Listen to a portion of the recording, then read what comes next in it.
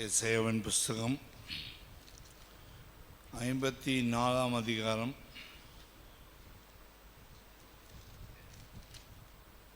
10 வசனத்தில் வாசிக்கும் பொழுது, மலைகள் விலகினாலும் பர்வதங்கள் நிலை பெய்ந்து போனாலும் என் கிருபை உன்னை விட்டு விலகாமலும் என் சமாதானத்தின் உடன்படிக்கை உன்னை விட்டு நிலை பெயராமல் இருக்கும் என்று உண்மையில் மனதுருகிற கர்த்தர் சொல்லுகிறார்.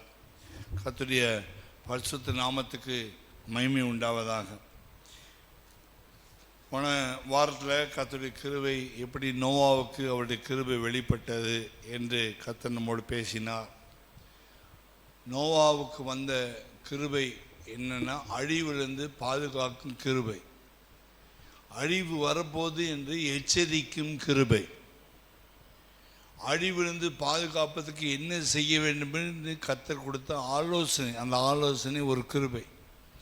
முதலாவது, அழிவு வரப்போகுது என்பது யாருக்கும் தெரியாது. நோவாவுக்கு மட்டும்தான் கர்த்தர் அதை வெளிப்படுத்தினார். அது மற்றவர்களுக்கு சொல்ல சொன்னார், மனம் திரும்பும்படி பிரசங்கிக்க சொன்னார். பிரசங்கம் பண்ணுறதுக்கு கர்த்தர் கிருபை கொடுத்தார். 120 வருஷம் பிரசங்கம், 120 வருஷம் அவன் பேழையை கட்டினான். 120 வருஷம் பிரசங்கம்.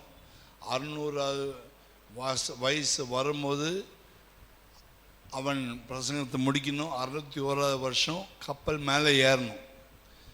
480வது வருஷத்துலேருந்து அவன் 480வது வயசுலேருந்து 600வது வயசு வரைக்கும் அவன் பிரசங்கம் பண்ணணும். 601ஆம் வருஷத்தில் கப்பல் மேலே ஏறணும். அப்போது ஒரு பெரும் கூட்டம், மொத்தம் பேர் அழிஞ்சு போனாங்க. ஏன்னா அந்த நாட்களில் பூமியில் ராட்சதர்கள் இருந்தாங்க, ராட்சத பறவை. ஏன்னா பெரிய பெரிய நெஃபிலிம்ஸ் போன்ற ராட்சதர்கள் இருந்தாங்க. அந்த ராட்சதர்கள் எப்படி வந்தாங்க என்பது அது பெரிய சரித்திரம். ஒரு 5-6 நாள் பேசணும். ராட்சதர்கள் பூமியில் எப்படி வந்தாங்க, எப்படி பிறந்தாங்க, காயினுடைய சந்ததி எப்படி பெருகுச்சு, காயினுடைய சந்ததியும் இந்த சேத்துடைய சந்ததி எப்படி மிக்ஸ் ஆனாங்க, அதனால் வந்ததான அந்த ராட்சதர்கள் எப்படி உயரமானவர்களாக வளர்ந்தாங்க, அளவுக்கு மிஞ்சி வளர்ந்தாங்க, அவங்களுடைய திறமைகள் என்ன, அவங்க எப்படிப்பட்ட யுத்த வீரர்களாக இருந்தாங்க என்பதை அது வேறொரு சப்ஜெக்ட், அதை இப்போ பேச முடியாது. இந்த ராட்சதர்கள் மொத்தம் அழிக்கப்பட வேண்டும். ராட்சதர்கள் கொன்று தேவ சந்ததி மட்டும்தான் பூமியில் இருக்கணும். தேவனால் தெரிந்து கொள்ளப்பட்ட சந்ததி வைக்கணும் என்று சொல்லி கர்த்தர் நோவாவோடு சொன்னார். யார் தேவனுடைய வார்த்தையை ஏற்றுக்கொண்டார்களோ, யார் தேவனுடைய வசனத்தை ஏற்றுக்கொண்டார்களோ, விசுவாசிக்கிறார்களோ, அவர்களுக்கு மட்டும் இந்த பேழையில் ஏற்றி அவர்களுக்கு பேழை மூலமாக ஒரு ரட்சிப்பு உண்டு என்று கர்த்தர் நோவாவுக்கு சொன்னார். அப்போ நோவா எல்லாருக்கும் பிரசங்கம் 120 வருஷம் பிரசங்கமும் பண்ணணும். கோப்பேறு மரத்தை போய் காட்டுக்குள்ளே போய் முள் நிறைஞ்ச மரத்தை வெட்டணும். அந்த முள் நிறைஞ்ச முள்ளெல்லாம் செதுக்கணும். அதோடைய பட்டையை உரிக்கணும். அதுக்கப்புறம் அந்த பட்டையை உரித்த பிறகு அந்த மரத்தை அந்த கப்பல் வடிவத்தில் ஷேப்பில் வளைக்கணும், வெட்டணும், வளைக்கணும், அளவு பார்த்து செய்யணும். 300 முழம் அதனுடைய நீளம், அகலம் பார்த்தா 50 முழம், உயரம் 30 முழம், 30 முழம் 45 அடி, 5 அடுக்கு மாளிகை ஹைட்டு, 5 அடுக்கு மாளிகை ஹைட்டு, 5 அடுக்கு, இது மாதிரி 5 அடுக்கு, அதுதான் கப்பலுடைய ஹைட்டு. அதுக்கப்புறம் அதனுடைய அகலம் 50னா 5 மடங்கு அகலமாக 5 மடங்கு, 300 முழம் அது நீளம். ஆகிய 450 அடி நீளம் உள்ளது, 75 அடி அகலம் உள்ளது. உயரம், நல்ல உயரம் 45 அடி உயரம். ஸோ 450, 75 அடி அகலம், 450 அடி நீளம், உயரம் 45 அடி உயரம். அந்த கப்பலுடைய ஷேப்பில், இந்த ஷேப்பில் செய்யணும்னு சொன்னால் செய்தார். ஆலோசனை, தேவனுக்கு பேர் ஆலோசனை கர்த்தர். தேவன் முதலாவது அழிவு பற்றி பேசினார், அது கிருபை. ரெண்டாவது, அழிவு வந்தால் எப்படி ஜனங்களை காப்பாற்றணும், ரட்சிக்கணும்னு சொல்லி ரட்சிப்பின் செய்தி, மனந்திருப்பல் செய்தி போய் சொல்லிக் கொடுக்க சொன்னால் அது மக்களுக்கு தேவன் பாராட்டின கிருபை. அழிவிலிருந்து யார் உண்மை உள்ளவர்களை காப்பாற்றி கொள்ள முடியும் என்று சொல்லி காப்பாற்றி கொள்வதற்கு ஒரு வழியை உண்டு பண்ணினார். அது லைஃப் போட்டை உண்டு பண்ணார், அந்த கப்பலை செய்தார். அது ரட்சிப்பின் திட்டம், பாதுகாப்பின் திட்டம், அது கிருபை. ஸோ அழிவை சொன்னது கிருபை, ரட்சிப்பை பற்றி சொல்லுன்னு சொல்லி பிரசங்கம் பண்ண வச்சது கிருபை, வேலையை செய்ய வச்சது கிருபை. அவன் தன்னுடைய குடும்பத்துக்கு ரட்சிப்பை பற்றி சொன்னான், குடும்பத்தார் ஏற்றுக்கிட்டாங்க, மற்றவங்க ஏற்றுக்கல. நோவுடைய 3 பையன்களும் மருமகளும் ரட்சிப்பின் திட்டத்தை புரிஞ்சுக்கிட்டாங்க. கர்த்தர் ராட்சதலை முடிச்சுட்டு நம்மளை பாதுகாக்க விரும்புகிறான் என்பதை அவன் குடும்பம் மட்டும்தான் ஏற்றி, மொத்தம் 8 பேர் மட்டும்தான் விசுவாசித்தாங்க. விசுவாசித்த 8 பேருக்கு கிருபை கிடச்சிது. கப்பலுக்குள்ளே பிரவேசிப்பதே கிருபை, மற்றவங்க உள்ளே வர முடியல. மற்றவங்க யாரையும் கர்த்தர் உள்ளே ஏற்ற சொல்லலை.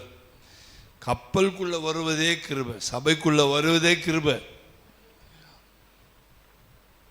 சபை சீப்பாக நினைக்கிறோன்னு நினைக்கிட்டோம், ஆனால் கிருபை சபைக்குள்ளே வர்றது கிருபை. சபைக்குள்ளே வந்து உட்காந்தாங்க, அந்த 8 பேரும் சபையில் உட்காந்தாங்க. அந்த 8 பேர் மேலே கர்த்தருடைய கண் உலாவி கொண்டே இருந்தது கிருபை. அந்த 8 பேர் மட்டும் இல்லை, சில மிருக ஜீவன்கள்லாம் பத்திரப்படுத்தி கர்த்தர் இந்த பூமியில் பாதுகாக்கும்படி எடுத்து வச்சது கிருபை.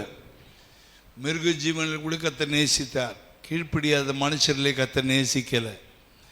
வெளியிருக்க மிருகங்களை கூட கர்த்தர் நேசித்து, வாயில்லாத பிராணிகளை நேசித்து கப்பலுக்குள்ளே வச்சு அவைகளை கர்த்தர் அந்த வெள்ளத்தில் அந்த அழிவில் பாதுகாத்தார். ஆனால் கீழ்ப்படியாதவர்களையும் முரட்டாட்டம் பண்ணவர்களையும் எதிர்த்தவர்களையும் கர்த்தர் கப்பலுக்குள்ளே வைக்கவே இல்லை. அவர்களுக்கு ரட்சிப்பு கிடையாது.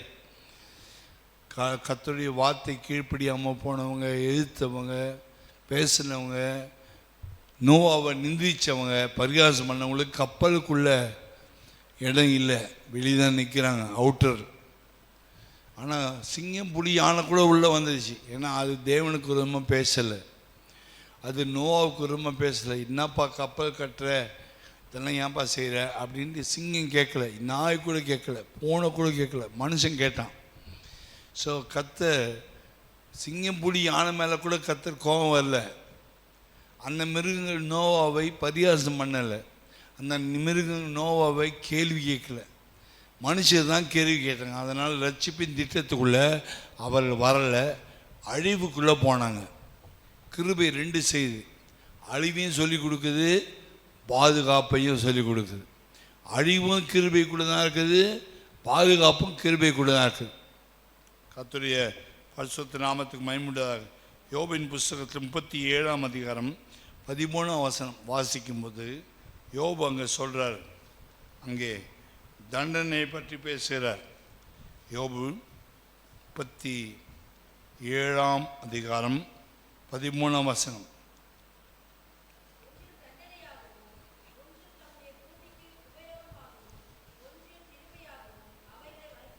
அந்த 13ஆம் வசனம் ரொம்ப அழகாக சொல்கிற பாருங்க.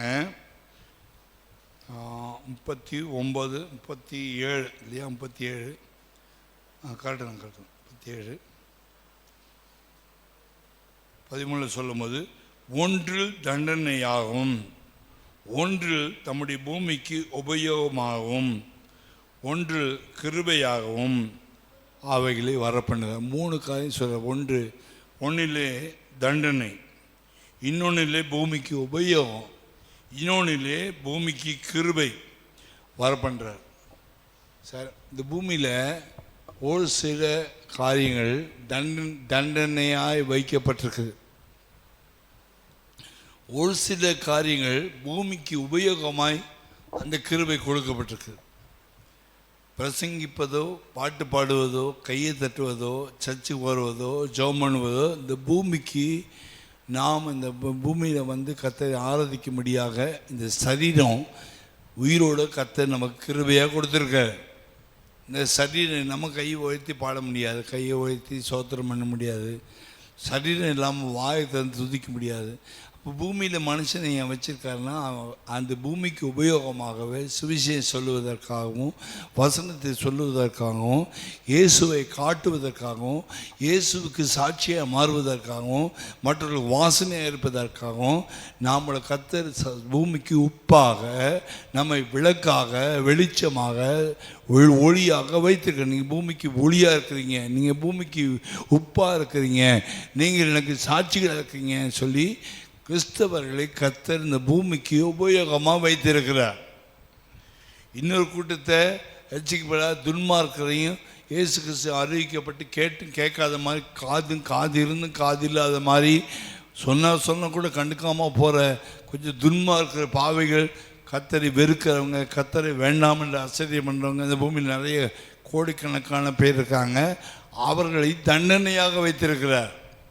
அதே கிருபை அவருக்கு தண்டனை, அவருக்கு அறிவிக்கப்பட்டது, அவருக்கு சுவிசேஷம் சொல்லப்பட்டது, அவருக்கு இயேசு சொல்லப்பட்டார், கர்த்தருடைய வருகை சொல்லப்பட்டது, சபை என்றால் என்ன என்று சொல்லப்பட்டது, வரங்கள் சொல்லப்பட்டது, கிருபைகள் சொல்லப்பட்டது, தாளங்கள் சொல்லப்பட்டது, அபிஷேகத்தை பெற்றுக்கொள் சொல்லப்பட்டது, மனம் திரும்புவது சொல்லப்பட்டது, ஞானஸ்நானம் சொல்லப்பட்டது.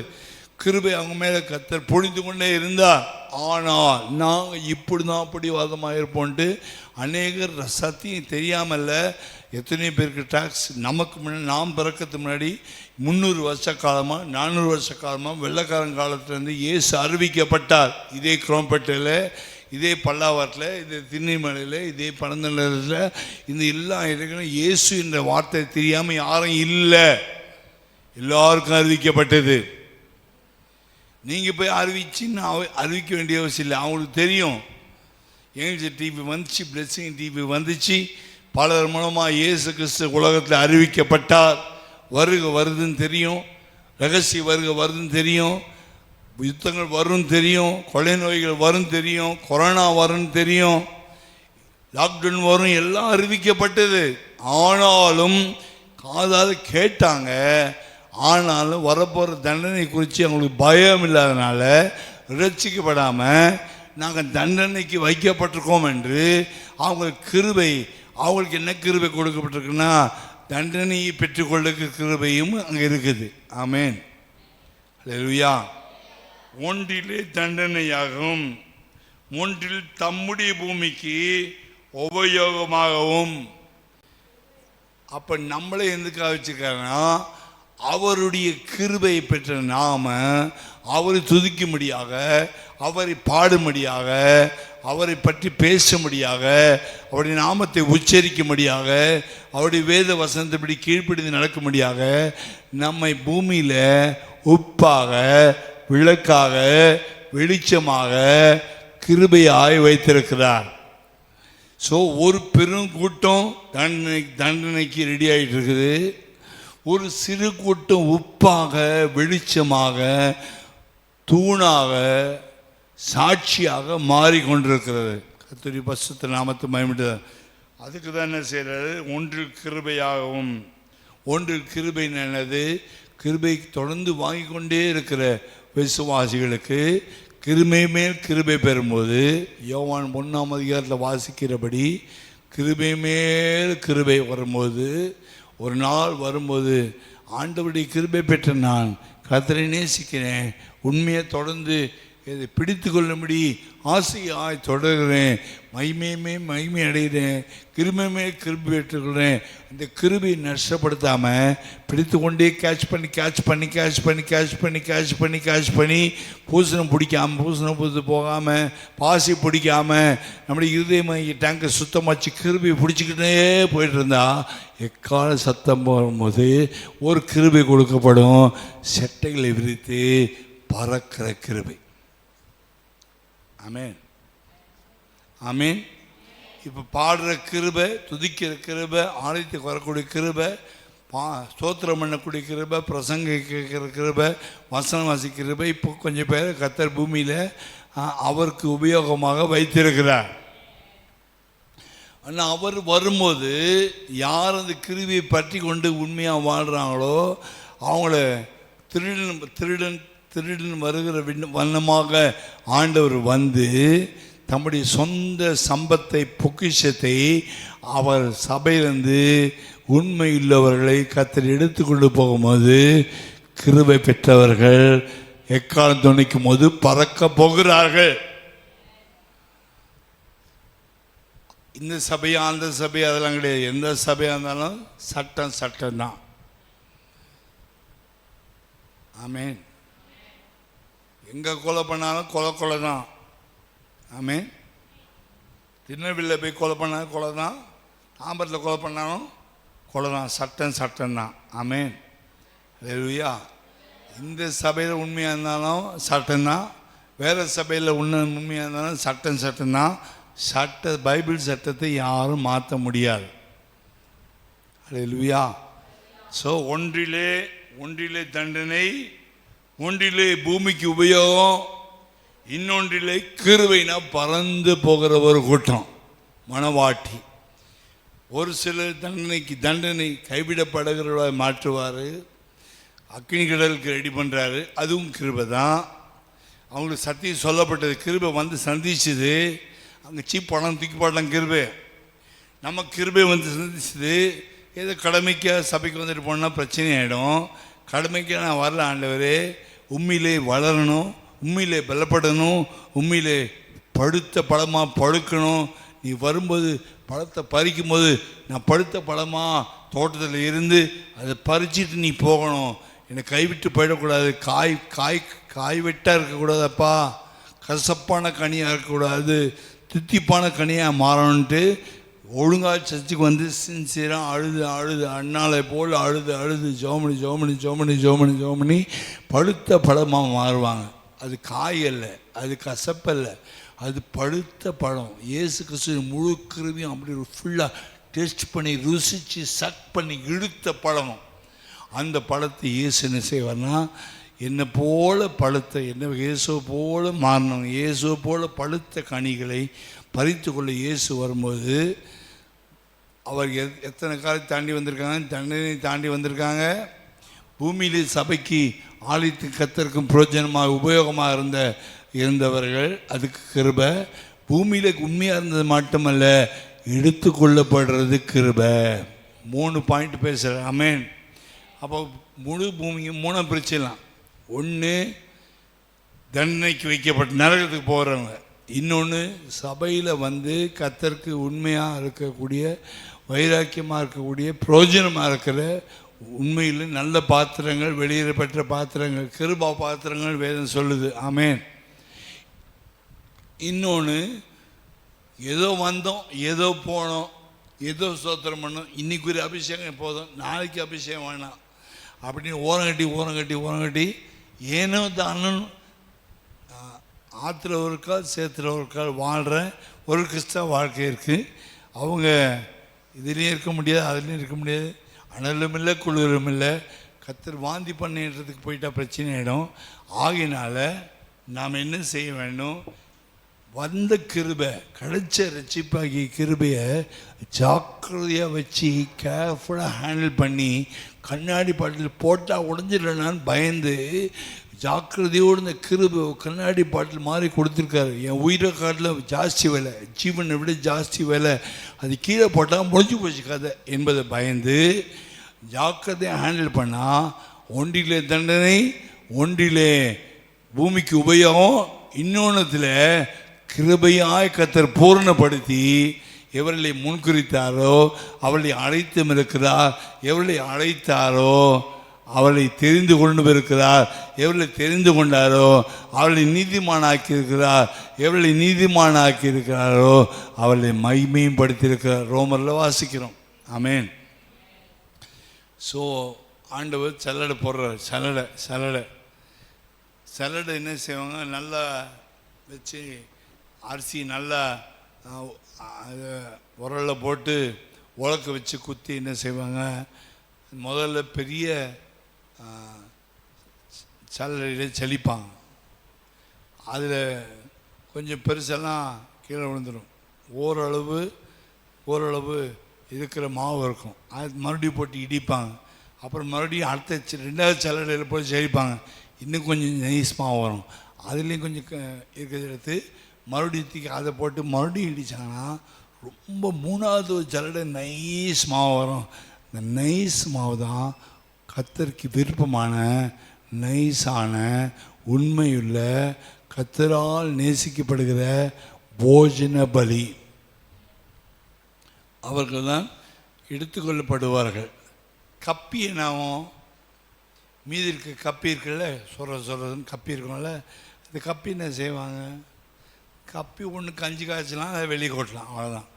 கப்பி ஒன்றுக்கும் உதவாது. நைஸ் மாவு தான். நைஸ் மாவு எப்போ உண்டாகும்?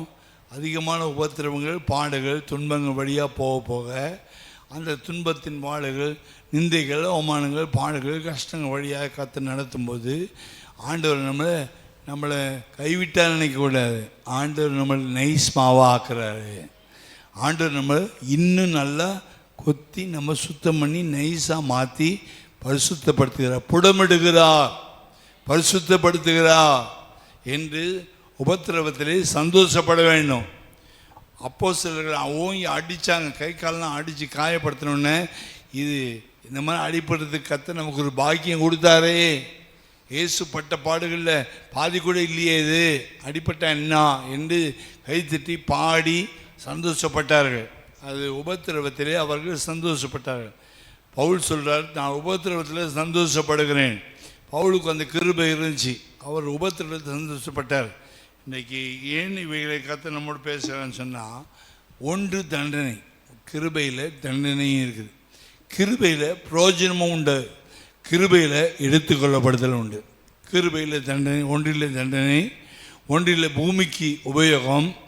பூமிக்கு உபயோகம், பூமியில் அவங்களாம் இருக்கணும். அப்படிப்பட்ட சபையில் ஆலயத்தில் ஆண்டவருக்கு பிரயோஜனமான பாத்திரங்கள். நல்லா கீபோர்டு வாசிக்கிறாங்களா, அது பூமிக்கு உபயோகம், பூமியில் சபைக்கு உபயோகம். நல்லா பைபிள் வாசிக்கிறாங்களா, அது பூமிக்கு உபயோகம். நல்லா முட்டி போட்டு அழுத்தி ஜெபம் பண்ணுறாங்களா, அது பூமியில் அவர்கள் உப்பாக இருக்கிறாங்க, அவங்க வெளிச்சமாக இருக்கிறாங்க.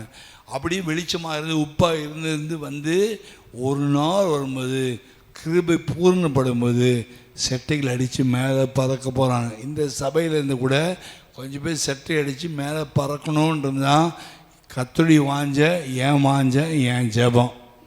ஆகினால இனிமேல் யாரையும் நாங்கள் கட்டாயப்படுத்தி நீ கூட்டத்துக்கு வா சொல்ல மாட்டோம். பறக்கணும்னு நினைக்கிறவங்க வரப்போகிறாங்க, பறக்க வேண்டாம் நினைக்கிறவங்க இருப்பாங்க. அல்லேலூயா, அல்லேலூயா.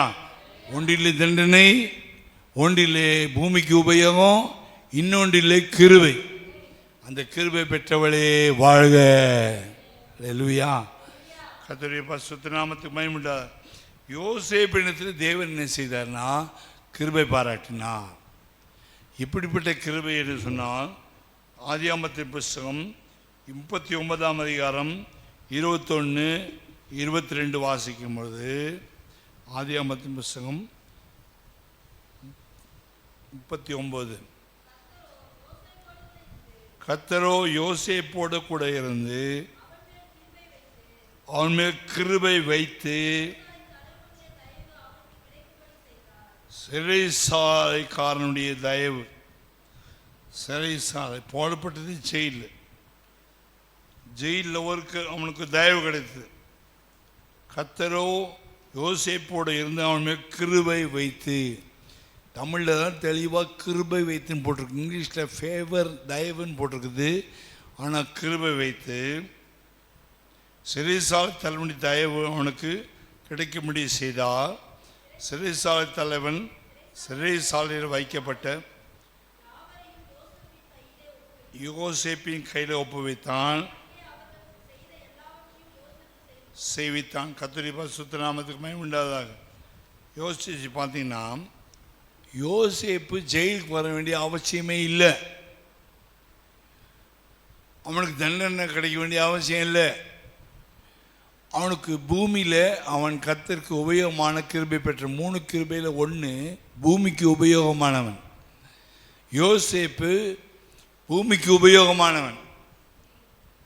உபயோகமானதில் யோசேப்பு கிருபை பெற்றவன், கர்த்தருடைய கண்களை கிருபை பெற்றவன் என்று 21ஆம் வசனம் வாசம். கிருபை பெற்ற யோசேப். கிருபை பெற்றவனுக்கு கர்த்தர் என்ன செய்கிறார்னா சில வரங்களை கொடுக்குறார். கிருபை இருக்கிறவங்களுக்கு தான் தேவன் வரங்களை கொடுக்கிறார். ரோமர் 9ஆம் அதிகாரம் 23ஆம் வசனத்தில் கிருபா பாத்திரங்கள் என்று சொல்லப்பட்டிருக்கு. ரோமர் 9ஆம் அதிகாரம் 23ஆம் வசனம். ரோமர் 9ஆம் அதிகாரம் 23 வாசிக்கும்போது அங்கே வாசிக்கிறோம், தாம் மகிமைக்காக எத்தனமாக்கின கிருபா பாத்திரங்கள் மேல் தம்முடைய மகிமையின் ஐஸ்வரியத்தை தெரியப்படுத்தும் சித்தமாய் அழிவுக்கு எத்தனமாக்கப்பட்ட கோபாக்கினின் பாத்திரங்கள் மேல் மிகவும் நீடிய சாந்தத்தோடு பொறுமையாக இருந்தாரானால் உனக்கு என்ன என்று சொல்றார். ஒன்று கிருபா பாத்திரத்தின் மேலே மகிமையின் ஐஸ்வரியத்தை வெளிப்படுத்துகிறார். இன்னொன்று அழிவுக்கு எத்தனமாக்கப்பட்ட கோபாக்கினின் பாத்திரங்கள். ஒன்று கிருபா பாத்திரம், இன்னொன்று கோபாக்கினின் பாத்திரம். ஆண்டவர் பார்வோன் மேலே கிருபை பாராட்டினார். 10 வாதிகளை அனுப்பினார். ஸ்லோவாக இருந்தார். அவசரப்பட்டு பார்வோனை கத்தரை அடிக்கலை, சான்ஸ் கொடுத்தார். தண்ணி, ரத்தம், தவளை, பேனு, வண்டு, அப்புறம் வெட்டுக்கிளி, காரிடல், கல்மழை, அப்புறம் தலைச்சன்பளி, 10 காரியங்களை கத்தர் ஒன்றன் பின் ஒன்றாக உடனே கத்தர் பார்வோனை தண்டிக்க மாட்டார். சான்ஸ் கொடுப்பார், வாய் கொடுக்கிறார். தேவன் உண்மையான தேவனுடைய ஈப்தியர்கள் பார்வோனை ஏற்றுக்கொள்ளுவானோ சான்ஸ் கொடுக்கிறார், வாய்ப்பு கொடுத்தார். இஸ்ரவேல் ஜனங்கள் வெளியே விடுறதுக்கு முன்னாடி வாய்ப்பு கொடுத்தார். பொருள் ஜாதி ராஜா தான், ரட்சிக்கப்படாத ராஜா தான். ஆனால் வாய்ப்பு கொடுக்கல. கெஞ்சினான், ஆண்டு தண்ணி ரத்தம் மாதிரி சாப்பிட முடியல, நாறுது, ஆறுகள் நாறுது, ப்ளீஸ் மோசே உங்கள் தேவனை பார்த்து கேளுங்க, கெஞ்சினான். உடனே ரத்தம் தண்ணியாக மாறுச்சு. தண்ணி ரத்தமாக மாறுறது பெரிய விஷயம் இல்லை, ரத்தம் தண்ணியாக மாறுறது ரொம்ப கஷ்டம். நாரி போய் தவளையெல்லாம் செத்து போச்சு, மீனெல்லாம் செத்து போச்சு, முதலைகள் செத்து போச்சு. ஏன்னா மோசை முதல்ல சாப்பிட்ணுன்னா தண்ணியில் தூக்கி போட்டாங்க. ஆனால் மோசை முதல்ல சாப்பிடலை, கத்தரவனை கையில் தாங்கிட்டார். கத்தருடைய பரிசுத்த நாமத்துக்கு மகிமை உண்டாவதாக. அப்போ தண்டனை என்னது? ஆண் பிள்ளைகள் பிறந்தால் நதியில் போட்டுடணும். அதை பார்வோன்னு சொன்னது. நதியில் போட்டால் எது சாப்பிடணும்? அவன் வணங்குற முதல்ல தெய்வம், முதலம் என்பது அவங்களுக்கு தெய்வம். அது தெய்வம் சாப்பிட்டு வளரட்டும். இஸ்ரவேலருடைய பிள்ளைகளை தெய்வம் சாப்பிட்டு என்ன செய்யட்டும்? வளரட்டும். நம்ம பிள்ளைங்களை தூக்கி நதியில் போடக்கூடாது. அந்த இஸ்ரவேலருடைய பிள்ளைகளை, ஆபிரகாம், ஈசாக்கு, தேவனை வணங்குற பிள்ளைகளை தூக்கி நைல் நதியில் போட்டால் முதலைகள் சாப்பிட்டு முதலைகள் வளரும் என்று சொல்லி அப்படி செய்தாங்க. முதல்ல வாயில் மோசி போகாமல் பச்சை குழந்தைய கொண்டு போய் எங்கே போய் போட்டார்னா, முதல்ல வாய் முதல்ல கூட பாவ மரியாதை மிருகம், அது தெரியாமல் சாப்பிடுது. இந்த முதலை வாயில் போட சொல்லி சொன்னால பார்வோன், அவனுடைய மக அங்கே குளிச்சிட்டு இருக்கும்போது அவகிட்ட போய் கரெக்டாக அந்த குழந்தை கொண்டு போய் சேர்த்தார். அதுக்கு பேர் என்னது? அழிவில் எத்தனையோ குழந்தைங்க செத்தாங்க. அதே நைல் நதியில் எபிரேயருடைய பிள்ளைகள் செத்தாங்க. எல்லாம் ஒரு தடவை முதல்ல கடிக்கும் போது ரத்தம் வந்தது, நதியில் ரத்தம் பரவுனதை பார்த்தாங்க. எங்கள் சாமி சாப்பிட்டு நல்லா இருக்குதுன்னு சொல்லி கைத்தட்டி சிரித்தாங்க. ஆனால் ஒரு ஆளை கத்தர் ஒரு பாத்திரத்தை கிருபா பாத்திரமாக எடுத்து அதை கொண்டு போய் யாருக்கு தண்டனை கொடுக்கறதுக்கு, யாருக்கு அழிவை தண்டனை கொண்டு வரனா, பார்வோன் வீட்டுக்கே கத்தர் மோசையை கொண்டு போய் வச்சு அவங்க வீட்டு சாப்பாடை சாப்பிட்டு ராஜ போஜனம் சாப்பிட்டு 40 வருஷம் அங்கேயே வளர்ந்து அங்கேயே பெரிய ஆளாகி கடைசியில் இந்த மோசையை கொண்டு கத்தர் பார்வோனுக்கு 10 வாதைகள் அனுப்பினார். தண்டனைக்கு அவன் அசையலை. ஒரு தண்டனை அசையலை, 2வது தண்டனைக்கு அசையலை, 3வது தண்டனைக்கு அசையலை, 4வது தண்டனைக்கு அசையலை. இப்படியே அவன் இருதயத்தை கடினமாக்கி கொண்டே போனான். அந்த கிருபையை அவன் புரிஞ்சு கொள்ள முடியல, கிருபை உணர முடியல. கிருபைக்கு விரோதமாகவே நினைக்கிறான். பிடிவாதம். தேவன் நமக்கு கூட நிறைய சந்தர்ப்பம் கொடுப்பாரு, மனம் திருப்பது கொடுப்பாரு, வாய்ப்பு கொடுப்பாரு. அது அப்படியே அது பரவாயில்ல அது பரவாயில்ல, அப்பெல்லாம் ஒன்றும் ஆகாது, அப்பெல்லாம் ஒன்றும் ஆகாது. ஒரு நாள் வந்தபோது எல்லா வீடுகளும் தலைச்சன் பிள்ளை சாகும்போது பார்வோன் வீட்டில் அடுத்த ராஜாவாக வரப்போகிற பார்வோனுடைய பையன் சாகும்போது தான் அவனுக்கு தெரியும் கிருபை 9 தடவை உதவி செய்யுது, 10வது அதே கிருபை நம்ம வீட்டில் ஒரு மரணத்தை கொண்டு வந்துச்சு, தண்டனையும் கொண்டு வரும். கிருபை பொறுமையாக இருக்கும், ஆனால் கடைசியில் நம்ம கிருபையை தூக்கி போட்டே இருந்தால் நமக்கு அதே தண்டனையாக மாறிவிடும். ஆமென், அல்லேலூயா, அல்லேலூயா.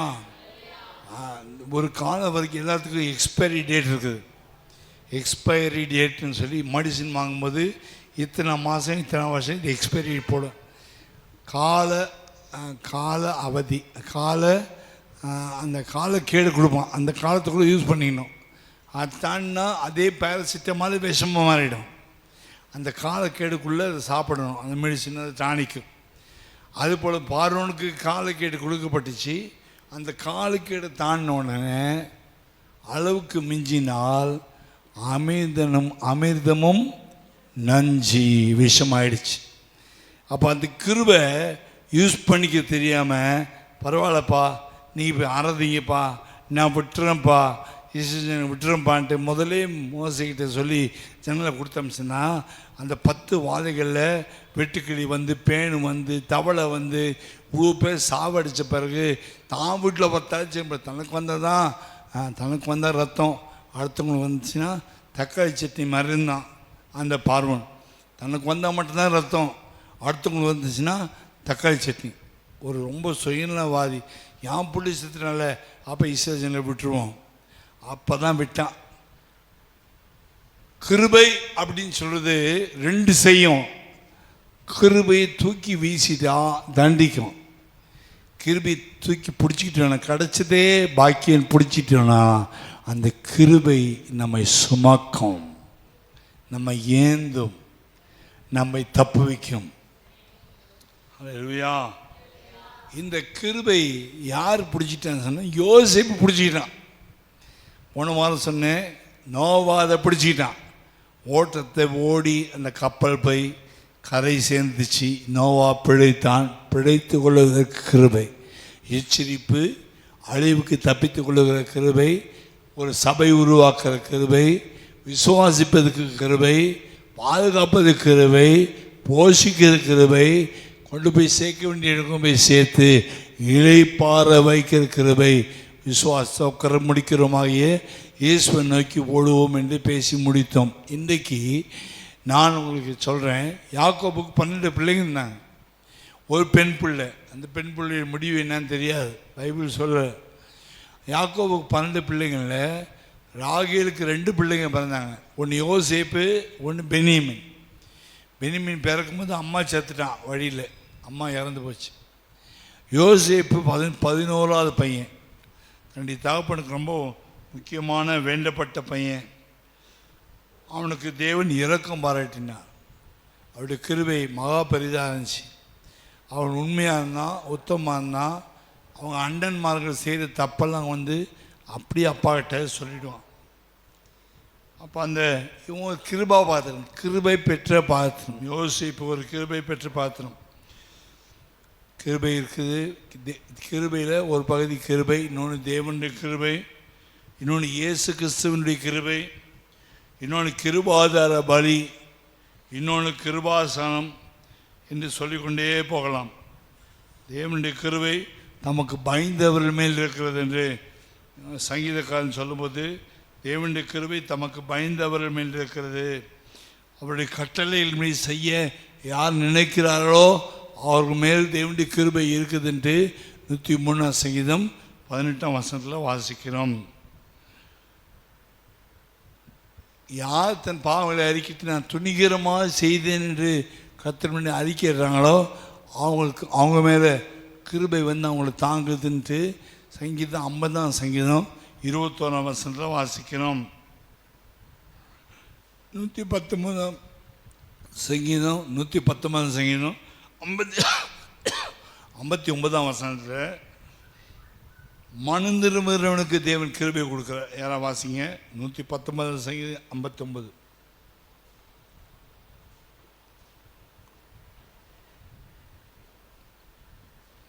119 சங்கீதம் 59.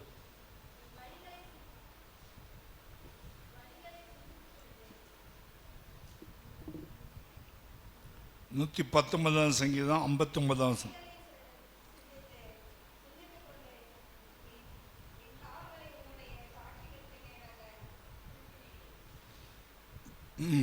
வழிகளை சிந்தித்து கொண்டு என் கால்களை 119 59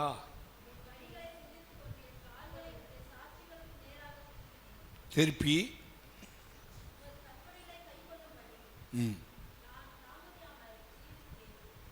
இப்படிப்பட்டவர்களுக்கு தேவன் வழிகளை கைக்கொண்டு சாட்சிகளுக்கு நேராக கால்களை திருப்பும் பொழுது தேவன் கிருபையை கொடுக்கிறார்.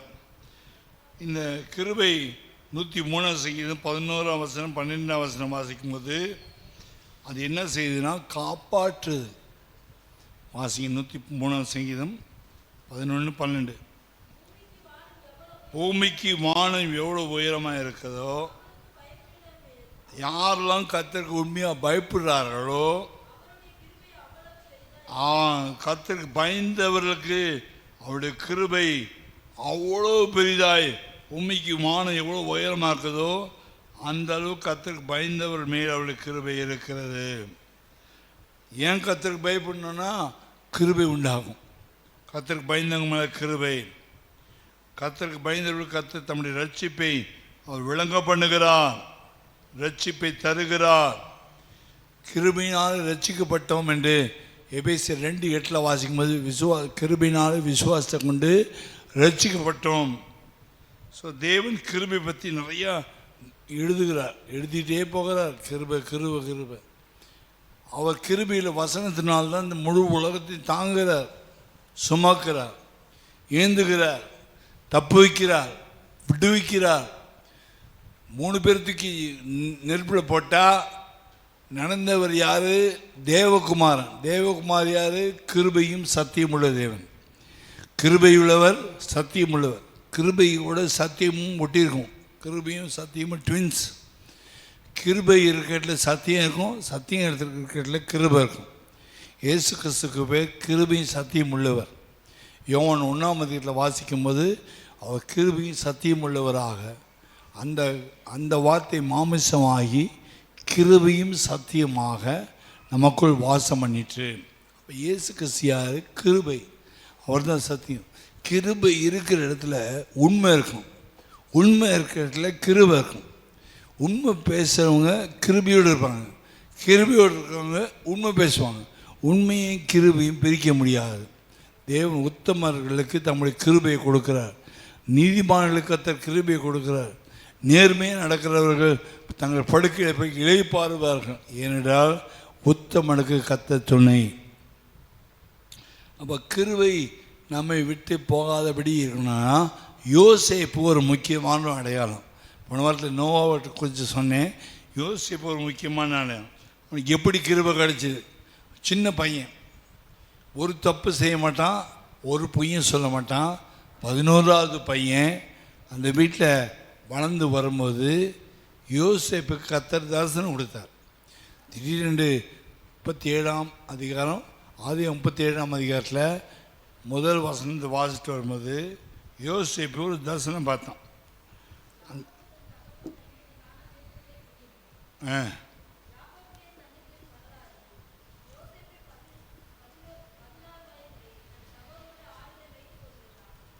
ஆடுகளை மேய்த்து கொண்டிருந்தான். மற்ற சகோதரருடைய ஆடுகளை மேய்த்து கொண்டிருந்தான்.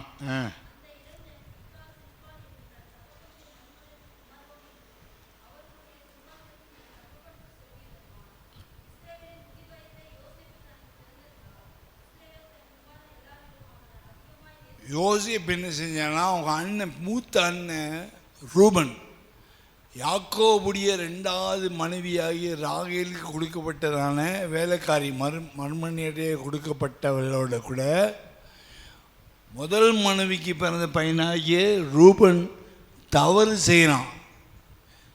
இதுக்கு எல்லாரும் பார்க்குறாங்க, 12 பிள்ளைங்களும் பார்க்குறாங்க. மூத்த அண்ணன் பெரிய அண்ணன் அடித்தானா கொன்றுவான்னு பயந்து வாயை திறந்து சொல்ல. ஆனால் இவன் என்ன செஞ்சான்? யோசேப்பு சின்ன பையன், பெண்ணியம்மன் வீட்டிலேருந்து வெளியே போட 16 பையன் ஆடுகளை மேய்ச்சி கொண்டிருக்கும்போது மூத்த அண்ணன் அவங்க அப்பாவுடைய மறுமணியாட்டியோட தவறு பாவம் செய்வதை பார்த்துட்டு, அப்பா அண்ணன் இப்படி செய்கிறான்ப்பா அப்படின்னு ஓப்பனாக சொன்னான். ஒரு பாவத்தை குறித்து ஓப்பனாக சொன்னான். அவன் கிருபை பெற்றவன். கொலை பண்ணாலும் பரவாயில்ல, பாவம் பாவம்தான். கொலை பண்ணாலும் பரவாயில்ல, தப்பு தான். ஏன்னா அப்பாவுடைய மர்மணியாட்டி என்று சொல்லுது, அப்பாவுடைய மர்மணியாட்டின்னு சொல்லுது அம்மா, ரூபனுக்கு தாய். பார்க்குறவங்களுக்கு மர்மணியாட்டி, ஆனால் வீட்டில் தாய்.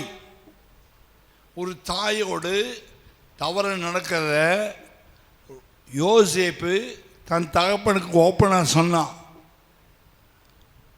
ஓப்பனாக சொல்லாவிட்டா அந்த வீட்டில் பாவம் பெருகிட்டே போயிருக்கும். மறைக்கக்கூடாது. இந்த பாவத்தில் கண்ணில் பார்த்தோன்னா மறைச்சிட்டா தகப்பனுக்கு வேதனை கூடிடும். சில பேரில் கர்த்தர் நம்மை யோசிப்பான்னு நினச்சி தான் எல்லாரோடையும் சேர்த்து அனுப்புவார், கொள்வார். நம்ம கண்ணால் பார்த்து ஓப்பனாக சொன்னாதான் பிரச்சனை சீக்கிரம் முடியும். அதை மறைச்சிடுவோம். நம்ம ஏன் சொல்லணும்? மாட்டிட்டு மொழிகிட்டோம். யோசேப்பு அப்படி செய்யலை. யோசேப்பு தன் சொந்த மூத்த அண்ணன் தன் தகப்பனுடைய மறுமணியோடு தப்பாக நடக்கிறத, தன் தாயோடு தப்பாக நடக்கிறத அப்பா கிட்டேருந்து ஓப்பனாக சொன்னான் பாருங்க. அவன் கிருபை பெற்றவன். யார் உண்மையாக ஓப்பனாக பேசுகிறாங்களோ அவங்க கிருபை பெற்றவங்க. யார் ஒழிச்சு மறைச்சி வேலை செய்கிறாங்களோ அவங்க திருடர்கள். தன் பாவங்களை மறைக்கிறவன் வாழ்வடைய மாட்டான். அவைகளை அறிக்கை செய்து விட்டு விடுகிறவன். நீ போய் நீ பாவம் செய்யாத, முதல்ல கண்டுபிடிச்சுன்னு முதலே கட்டிங் பண்ணிட்டா, ஓப்பனாக பேசிட்டான், பிரச்சனை கிடையாது. அது உள்ளே வச்சு வச்சு வச்சு கேன்சர் ஆகிடுச்சுன்னா கேன்சர் வேலை சுகமாக்க முடியாது. முத்தி போச்சுன்னா கஷ்டம். எதையும் முத்துற வரைக்கும் விடக்கூடாது. சின்ன பிரச்சனை வரும்போதே அதை அறிவித்து அதை கரெக்ஷன் பண்ணி அதை தூக்கி வீசிடணும். இல்லை கேன்சர் கட்டி வச்ச பிறகு 1.5 கிலோ 2 கிலோ கட்டி ஆகிட்ட பிறகு அதை வெட்டி எடுக்கிறதுக்குள்ளே பேஷண்ட்டு காலி.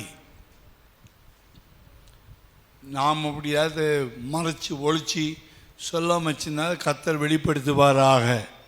யோசேப்பு எதையும் மறைக்கிறவன் அல்ல, ஓப்பனாக பேசினவன். அவன் தான் தேவனுடைய கிருபை பெற்றவன், ஒழிக்க மாட்டான். ஆமென். அந்த பையன் அப்பாவை பற்றி பேசுவாங்க. அப்பா அப்படி இருக்காரா, அது அப்பாவுடைய மறுமணியா, அது அப்பாவுடைய முதல் மனைவிடா, அது அப்பாவுடைய 2ஆம் மனைவிடா, நான் முதல் மனைவி பிறந்தேன்டா, நீ 2ஆம் மனைவி பிறந்தடா, ஒதுக்கி ஒதுக்கி பார்க்குறாங்க. எல்லாமே சொல்லிடுவான் வீட்டில். அப்பாவுக்கு பின்னாடி பேசுறதெல்லாம் அப்பா கிட்ட வந்துடும். தேவன் அந்த ஒரு பிள்ளை தான் நேசிச்சார். ஒழிச்சு வைக்கிறவனை கர்த்தர் நேசிக்கல. ஓப்பனாக பேசினவன் தான் கர்த்தர் நேசிச்சார். அவன் தான் கிருபை பெற்றவன். நேசிச்சார்ன்றதுக்கு என்ன அடையாளம்? 3ஆம் வசனத்தில், இஸ்ரவேலின் முதிர் வயதில் யோசேப்பு தனக்கு பிறந்த நாள் இஸ்ரவேல் தன் குமார் எல்லாரிலும் அவனை அதிகமாக நேசித்து அவனுக்கு பல வர்ணமான அவனுக்கு ஸ்பெஷல் கிஃப்ட்டு போனஸ். மற்றவர்களுக்கு அந்த மாதிரி ட்ரெஸ்ஸு கிடையாது. யோசேப்புக்கு பல விதமான பல கலர்ஸில் பல விதமான கலரில் அங்கிகளை உடுத்தினான். ஆண்டவராய் இயேசு கிறிஸ்துக்கு பிதா அளவில்லாத அபிஷேகத்தினால் உடுத்திருந்தார். போகிற இடமெல்லாம் நன்மை செய்கிறவராக சுற்றி திரிந்தார். பேய் பார்த்தா ஓடுது, வியாதி பார்த்தா சுகமாகுது, வரும் பேய் ஓட்டுற வரும், சுகமளிக்கிற வரும், பேசுகிற கிருபை, ஆர்கியூமெண்ட் பண்ண வர அந்த பரிசையை சரிசெய்ய வந்தால் சரியாக பேசுகிறார். பிசாசு எத்தனுக்கு கிருபை. பிதா அவருக்கு குமாரன இயேசுக்கு பல வர்ணமான அங்கிகளை கொடுத்திருந்தார். அதே போல் யாக்கோபு தன் பிள்ளையாக யோசேப்பு எதையும் மறைக்காமல் ஓப்பனாக பேசுறதுனால தகப்பன் தன் பிள்ளைக்கு பல வர்ண அங்கி, அன்பு, சமாதானம், சந்தோஷம், நீடிய பொறுமை, தயவு, சாந்தம், நற்குணம், விசுவாசம், இச்சை அடக்கம், 9 கலர் ட்ரெஸ், 9 கனிகள், 9 வரங்கள், ஞானத்தை போதிக்கும் வசனம், அறிவு உணர்த்தும் வசனம். 1-12-7 வாசிக்கும்போது 9 வரங்கள். ஞானத்தை போதிக்கும் வசனம், அறிவு உணர்த்தும் வசனம், விசுவாசம், தீர்க்க சொல்லும் வரும், அற்புதங்களை செய்ய சேர்த்தி, பிசாசுகளை துரத்துதல், பற்பல பாஷைகளை பேசுதல், பாஷைகளை வியாக்கியானம் பண்ணுதல், ஆவிகளை பகுத்தறிதல். 9 வரங்கள் அங்கே இருக்குது. 7-9 கனிகள் அங்கே இருக்குது. கலாத்தியர் 5-5 22 9 கனிகள் இருக்குது. பல வர்ண அங்கி, பல விதமான கிருபா வரங்கள், பலவிதமான கனிகளை போத்தி யோசேப்புக்கு ஸ்பெஷல் ட்ரெஸ் அப்பா ஏன் கொடுத்தாருன்னா, இவன் தேவனால் கிருபை பெற்றவன், இவன்ட்டு பொய் வராது, இவன் ஒளி மரபில்லை, டிரான்ஸ்பரண்டாக இருப்பான், பின்னாடி பேச மாட்டான், முன்னாடி பேசுவான், இவன் தான் எனக்கு பிறந்த உண்மையான ஒரு பிள்ளை, நானே ஒரு எத்தன், நானே சரி கிடையாது. எங்கள் அப்பனை ஏமாற்றி எங்கள் அப்பா குருடாக இருக்கும்போது ஆசீர்வாதத்தை பற்றி நான் ஓடி வந்தவன். ஆனால் இந்த பையன் அப்படி இல்லை, எதையும் மறைக்க மாட்டான், என்னோட விசேஷம், என் பிள்ளை என்னோட விசேஷம், அவன் உண்மை உத்தமமாக இருக்கிறான்ட்டு அவனுக்கு பல வர்ண அங்கி கொடுத்தார். அப்போ யாருக்கு தேவன் வரங்களை கொடுக்குறாருன்னா, கிருபா வரங்களை யாருக்கு கொடுக்குறாருன்னா, ஓப்பனாக இருக்கிறவங்க, பின்னாடி பேசுகிறவங்க, ஓமு குசும் பண்ணாதவங்களுக்கு தேவன் அங்கி கொடுக்குறார். ஆமே. பின்னாடி குழி வெட்டி பின்னாடி விஷத்தை தோண்டி வச்சு இந்த அணுகுண்டு வச்சுட்டு போயிட்டே இருப்பாங்க. இவங்களுக்கெல்லாம் வரம் கிடையாது. யாருக்கு வரம் கொடுக்குறாரு, யாருக்கு பல வர்ண அங்கி கொடுக்குறாரு, யாருக்கு கனிகளை கொடுக்குறாருன்னா, ஓப்பனாக இருக்கிறவங்களுக்கு தான் தேவன் பல வர்ண அங்கி கொடுக்குறார். அல்லேலூயா. யோசேப்பு கொடுத்தான்னு போட்டிருக்குதா? இருக்குது. பைபிள் பொய் சொல்லாது. பாருங்க, இஸ்ரவேல் அவனுக்கு பல வர்ண அங்கியை செய்வித்தான். 3 37:3 37:3 பல வர்ண அங்கியை செய்வித்தான். தகப்பன் அதிகமாக நேசிக்கிறது. எந்த தகப்பன் தான் எந்த பிள்ளை அப்பா நேசிப்பார்னா, பொய் சொல்லாத, திருடாத, கொடுத்த காசில் கமிஷன் அடிக்காமல் ஏமாத்து வேலை செய்யாத பிள்ளைய தான் அப்பா நேசிப்பார். தவிர என்ன காசு கொடுத்து எந்த பொருளை வாங்கணும்னா இவன் கமிஷன் அடிச்சிடறான்னா அந்த பிள்ளைய கண்ட அப்பாவுக்கு பிடிக்காது. ஆனால் பிள்ளை தான் சோறு போடுவார், சாப்பாடு கொடுப்பார். நான் பெற்றுட்டேன், பண்ணிட்டு போகிறான், போனால் போகுது. ஆனால் யாருக்கு ஸ்பெஷல் அன்பு வச்சுருப்பாருன்னா, ஒரு உண்மையுள்ள மகன், இயேசு குமாரனாக இருந்து உண்மையுள்ளவராக இருந்தார். மோசே என் வீட்டில் எங்கும் உண்மையுள்ளவன் சொன்னார். என்ன பண்ண மாதிரி இல்லை, மோசே உண்மையுள்ளவன், சாந்த குணமுள்ளவன், அவனுக்கு ஒரு கிருபை இருந்துச்சு. அப்போ யோசிப்பு யாருன்னா, ஒரு உண்மையுள்ளவன், ஒன்றையும் மறைக்காதவன். உண்மையுள்ள மனுஷன் பரிபூர்ண ஆசீர்வாதங்களை பெறுவான். நீதிமானுடைய சிரசி மேல் ஆசீர்வாதங்கள் தங்கும். இந்த உண்மையுள்ள யோசேப்பு மேலே பல வர்ண ஆங்கி வந்துச்சு. கிருபை மேல் கிருபை, வரங்கள் மேல் வரம், ஜபஜீவித்து மேல் ஜபஜீவியம், வேத வாசிப்பின் மேல் வேத வாசிப்பு, அபிஷேகத்து மேல் அபிஷேகம், வல்லமை மேல் வல்லமை, மேலே பல வர்ண அங்கியா மேலே வந்து நம்ம மேல் விழணும். சால்வை, போவாசின் சால்வை ரூத்து மேல் வந்து விழுந்தது போல, எலியாவின் சால்வை எலிசா மேல் விழுந்தது போல, இயேசு கிறிஸ்து சால்வை நம்மேல் வந்து விழ வேண்டுமானால் அப்பாவுடைய அன்பை நம்ம அப்படியே இழுக்கணும், கேட்ச் பண்ணணும். தகப்பனுடைய அன்பை அப்படியே நம்ம கவர்ச்சிக்கணும். நம்மளை பார்த்து அப்பாவே கவர்ந்து இழுக்கப்படணும். இந்த பிள்ளை உண்மையான பிள்ளை, இந்த மகன் உண்மையான மகன், இவன் எதையும் மறைக்க மாட்டான், திட்டுத்தனம் பண்ண மாட்டான், பின்னாடி பேச மாட்டான், பின்னாடி பழிச்சு காட்ட மாட்டான், கிண்டல் பண்ண மாட்டான், காது கடிக்க மாட்டான், சுத்தமாக இருப்பான், அவன் வாய் சுத்தம், அவன் கண்ணு சுத்தம், அவன் பேச்சு சுத்தம், அவன் சிந்தனை சுத்தம், கை கிரிய சுத்தம், கால் சுத்தம். அவன் மேலே ஒரு கிருபை வரும். அவனை பார்த்தாலே பேய் ஓடும், அவனை பார்த்தாலே வியாதி சுகமாயிடும், அவன் கிட்ட போனாலே அற்புதங்கள் நடக்கும். அல்லேலூயா, அல்லேலூயா. எல்லா விசுவாசிகளையும் கர்த்தர் பேய் ஓட்டணும்னு சொல்லியிருக்கார் பைபிளில். மார்க் 16 விசுவாசிக்கிறவள் நடக்கும் அடையாளங்கள் யாவன, பிசாசுகளை துரத்துவார்கள், வியாதியை சரி குணமாக்குவார்கள். விசுவாசிகள் பேய் ஓட்டணும். விசுவாசி பாஸ்ட் தான் பேய் ஓட்டணும் பைபிளில் இல்லை. விசுவாசிக்கிறவர்களால் நடக்கும் அடையாளங்கள், விசுவாசிகள் பேய் ஓட்டணும். விசுவாசிகள் வியாதியை ஜோம் பண்ணி விடுதலை வாங்கி கொடுக்கணும். வருஷங்களை பேசாதீங்க. பேய் எத்தனை பேய் ஓட்டினேன் சொல்லு, எத்தனை வியாதி குணமாக்கினேன் சொல்லு, நான் ஏற்றுக்கிறேன். வருஷங்கள் பேசாத. 50 வருஷம் 40 வருஷம் 30 வருஷம் பேசாத. பேய் ஓட்டினியா, வீட்டு பக்கத்தில் பேய் ஓட்டினியா, வியாதி சுகமாக்கினியா சொல்லு, அப்போ ஒத்துக்கிறேன். ஆமென். விசுவாசிகள் பிசாசு ஓட்டணும், விசுவாசிகள் வியாதி குணமாக்கணும். 10 பேர் கூடி விசுவாசி ஜெபிச்சு பேய் ஓட்டிட்டு சபை கொண்டு வரணும். அதுதான் விசுவாசி. அதை விட்டு 10 வருஷம் 20 வருஷம் பேசாதீங்க, வேஸ்ட். நாம் இன்னும் சரியான விசுவாசி, ஸ்ட்ராங்கான விசுவாசியாக மாறலை. நாங்கள் பேய் ஓட்டினா வந்து வேடிக்கை பார்க்குறது அது வேறு. நீங்கள் பேய் ஓட்டணும், நீங்கள் ஓட்டி தான் ஆகணும். இருக்குதா? மார்க் 16 இருக்குதா? இருக்குது பாருங்க. விசுவாசிக்கிறவர்களால் நடக்கும் அடையாளங்கள் யாவன, வாசிங்க. என் நாமத்தினாலே, மார்க் 16 16, 17, 18. மார்க்கு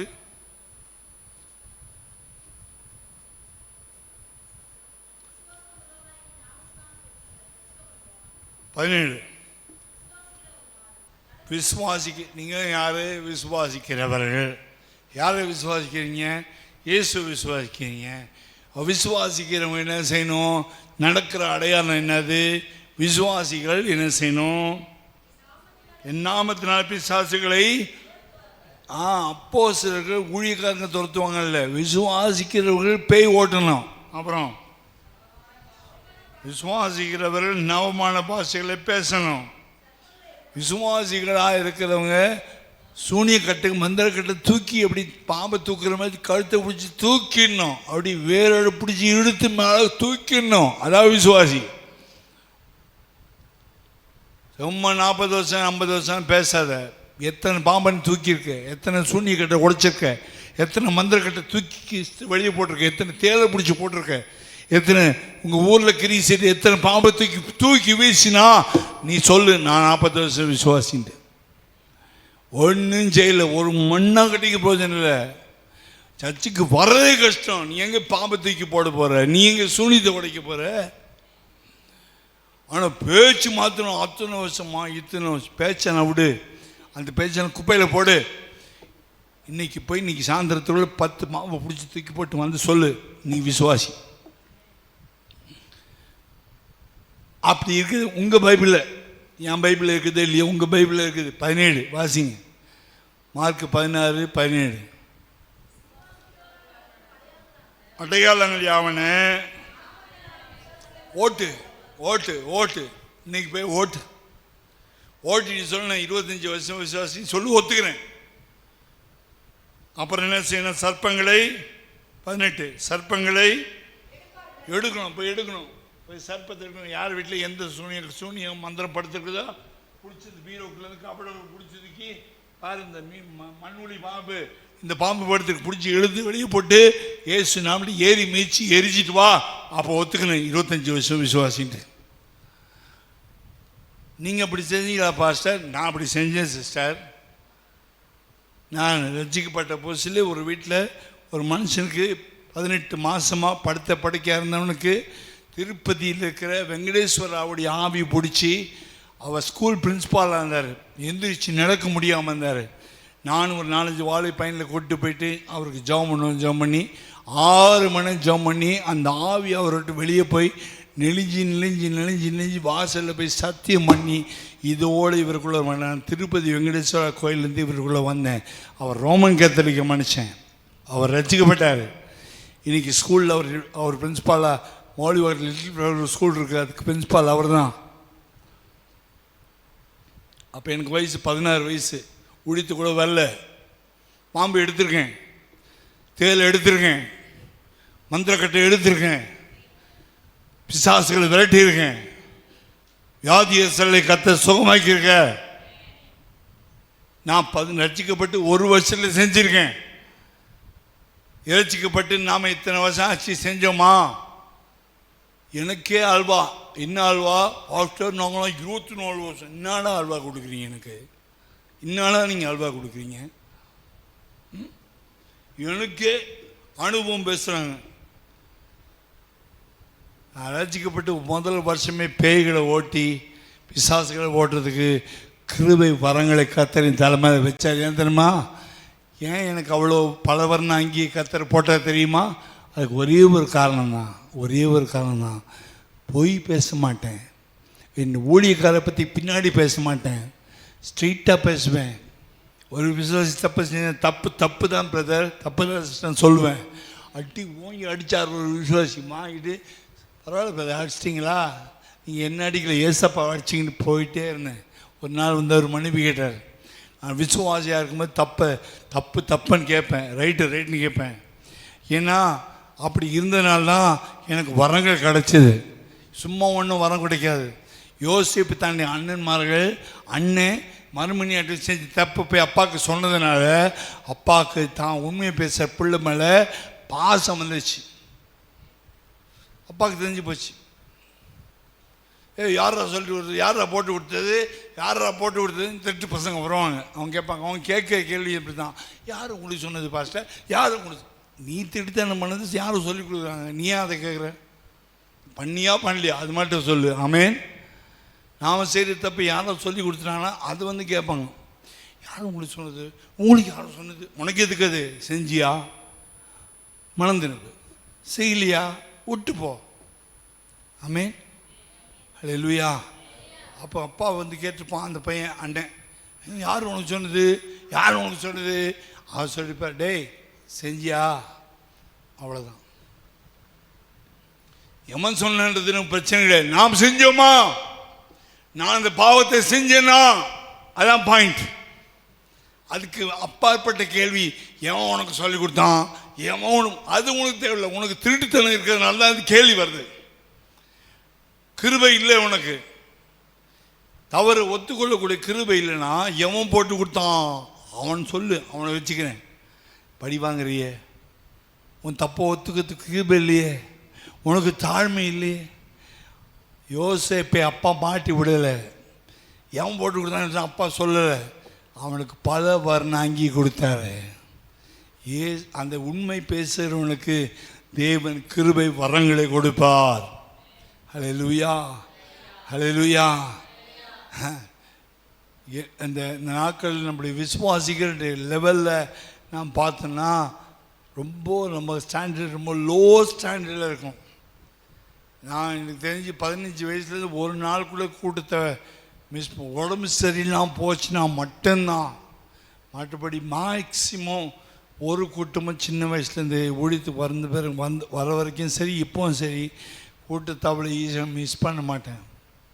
நான் யாரை பார்க்க வரேன், எத்தனை பேர் வராங்க, அது எனக்கு முக்கியம் இல்லை. கர்த்தரை பார்க்க வரேன். கர்த்தர் தான் எனக்கு தெய்வம், கர்த்தர் தான் ரட்சகர், கர்த்தர் தான் என்னை ரட்சித்தார், கர்த்தர் தான் பாவத்தை மன்னிச்சார், கர்த்தர் தான் என்னை அபிஷேகம் பண்ணார், கர்த்தர் தான் ஊழித்து கிடைச்சார். எத்தனை பேர் வந்தாருங்க, அது எனக்கு பிரச்சனை கிடையாது. கர்த்தர் வந்திருக்கார், அது எனக்கு போதும். அதுதான் உண்மையான விசுவாசிக்கு அழகு, ஊழியக்காரனுக்கு அழகு. ஆமேன். ஹல்லேலூயா. இந்த மனுஷன் அப்பா முதல்ல பல வர்ணம் அங்கி போட்டார். அப்புறம் ஆண்டவர் அவனை டச் பண்ணுறார். 37ஆம் அதிகாரம் பாருங்க. அப்பாவும் பெரியமா இருந்தார். அப்பா போட்ட பிறகு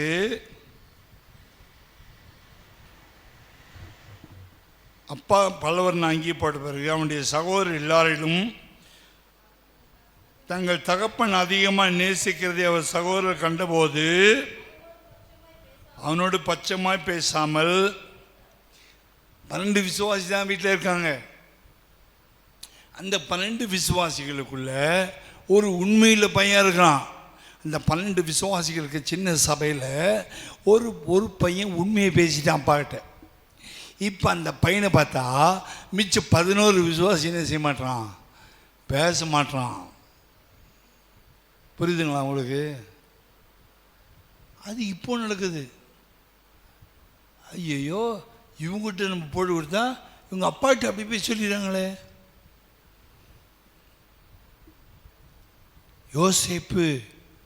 யோசேப்பை பகைத்தார்கள்.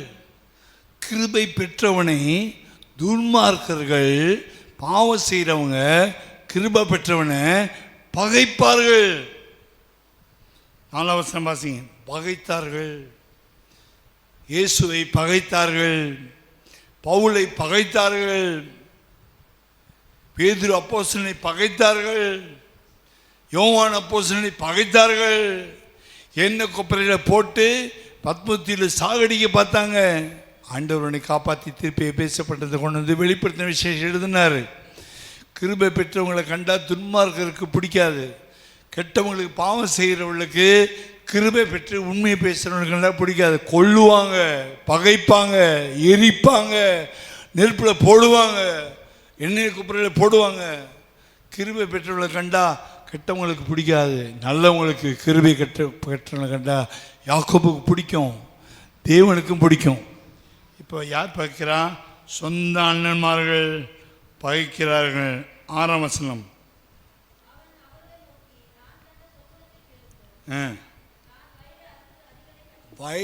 வயலில் போய் அரிக்கட்டுகளை அறுக்கிறாங்க. அறுத்து அரிக்கட்டுகளை கட்டுறாங்க. இவங்க அண்ணன்மார்களும் 12 பேர் போய் வயல்வெளியில் சோளமோ இல்லை கோதுமையோ அறுத்து அதை கத்திரிக்கட்டை கட்டி வைக்கிறாங்க. அப்படி கட்டி வைக்கும்போது இவ்வளோ பகைக்கப்பட்டானே, இவ்வளோ உண்மையை பேசுகிறானே, அப்பாவால் நேசிக்கப்படுற பிள்ளையாக இருக்கானே, கிருபை பெற்றானே, ஆனால் அவன் சொப்பனத்தில் கத்தர் அவனுக்கு காட்டுறாரு, நீயும் அண்ணனும் 12 கதிர்கட்டில் அரிஞ்சு கட்டி அரிக்கட்டுகளை வச்சிங்க. அதில் ஒரு அரிக்கட்டு மட்டும்தான் ஸ்ட்ரெயிட்டாக நிம்மதி நினச்சி, மற்ற 11 அரிக்கட்டுகளும் தலை வணங்கி நினைச்சு. இவன் நினச்சிட்ருக்காங்க, இவனை மடக்கி போட்டலாம், என்னை குளித்துட்டு புடைச்சதான், இந்த அரிக்கட்டை காலி பண்ணலாம். கத்தர் சொல்லிட்டே, உன்னை யாரும் புதைக்க முடியுதுரா, உன்னை யாரும் குடித்து ஒண்டி நாசமாக்க முடியுதுரா, உண்மையில் எனக்கு கிருபை இருக்குதுடா. மழை விளைக்கலாம், பருவதங்கள் நினைவு பெய்து போனாலும், மலைகள் வெளியினாலும் என் கிருபை உன்னை விட்டு என்ன செய்யாதுடா, விலகாதுடா. யோசேப்பே, உன் சொப்பனை நான் கொடுக்குறேன், உனக்கு தரிசனமாக கொடுக்குறேன். உன் அரிக்கட்டு எவ்வளோ 11 பேர் சேர்ந்து அடின்னு அடித்தாலும் உன் மேலே இருக்கிற அபிஷேகம், உன் மேலே இருக்கிற கிருபை, நீ உண்மையாக இருக்கிறத பார்த்து ஆண்டவர் ஏற்ற போகிறா. பார்த்தீங்களா? அப்பாவும் நேசிக்கிறாரு, தேவன் நேசிக்கிறாரு. ஆனால் யார் நேசிக்கல? அந்த சபைக்குள்ள 11 விசுவாசிகள் இவனை நேசிக்கல. கர்த்தர் நேசிக்கிறார், அப்பா நேசிக்கிறார், பரலோகம் நேசிக்குது. ஆனால் துன்மார்க்கர்கள் அதே வீட்டில் ஒன்றா சாப்பிட்ற பிள்ளைங்க சொந்த தம்பியை காங்கிற சகோதரத்தில் அன்பு கூற முடியலை. நீ காணாத தேவன்கிட்ட அன்பு கூறுறன்னு எப்படி சொல்ல முடியும்? காங்கிற சகோதரத்தில் அன்பு கூறாத ஒரு மனுஷன் காணாத தேவன் எப்படி நேசிக்க முடியும்? அங்கே அன்பு இல்லை, பகை நிறைஞ்ச வீட்டில் வாழ்கிறான். கர்த்தர் சொல்ல, நீ கவலைப்படாத, நான் உன் கூட இருக்கேன். நீ வெறுக்கப்பட்டியா, நீ தள்ளப்பட்டியா, நீ பகைக்கப்பட்டியா, குழி தோண்டி போதைக்கப்பட்டியா, நான் வரண்டா கூட. அப்பாவும் நேசிக்கிறாரு, தேவன் நேசிக்கிறார். இன்னைக்கு காலையில் யாராவது ஒருத்தர் அப்படி உண்மையாக இருந்து, உத்தமமாக இருந்து, பொய் பேசாமல், யாரை பற்றி பின்னாடி பேசாமல், உண்மையாக உத்தமமாக இருந்து வைராக்கியமாக இருந்து ஒன்றையும் மறைக்காமல் சுத்தமாக வாழ்ந்து நான் ஒதுக்கப்படுறேனே, நான் தள்ளப்பட்டிருக்கிறேனே, என் கூட பிறந்தவங்களே நசுக்க பார்க்குறாங்களே, அந்த வேதனையோடு வந்திருப்பீங்களானா கர்த்தனுக்கு சொல்கிறார், உன் அறிக்கட்டை நான் நிமிர்ந்து நிற்க பண்ண போகிறேன். உன்னை உத்தமத்தை நான் கண்டேன், உண்மையை கண்டேன், நீ நீதிமான இருக்கிறத கண்டேன், நீ ஒன்றையும் மறைக்கவில்லை, நீ பொய் பேசவில்லை, நீ சுத்தமாக வாழ்ந்த, ஆனால் நசுக்கப்படுறேன். அந்த நசுக்கப்படுற உன்னை பார்க்குற கர்த்தர் சொல்லுகிறார், உன்னுடைய அறிக்கட்டை நான் நிமிர்த்த போகிறேன். யோசேப்போடு கர்த்தர் பேசினார். பகைக்கப்பட்ட இடத்துல ஒரு உயர்வை கொடுக்கிறார். தீர்க்கதரிசனமாக சொல்கிறேன், பகைக்கப்பட்ட இடத்துல காஞ்சி போச்சுடா, சாவு போகிறான்டா, பொழைக்க மாட்டான்டா, இவன் பாடியை பார்க்க போனான்டா, எவன் வேலை நினைச்சானோ அவனுக்கு முன்னாடி நீ பசுமையாய் மாறுறத உன் சத்துருக்கள் காண்பார்கள்.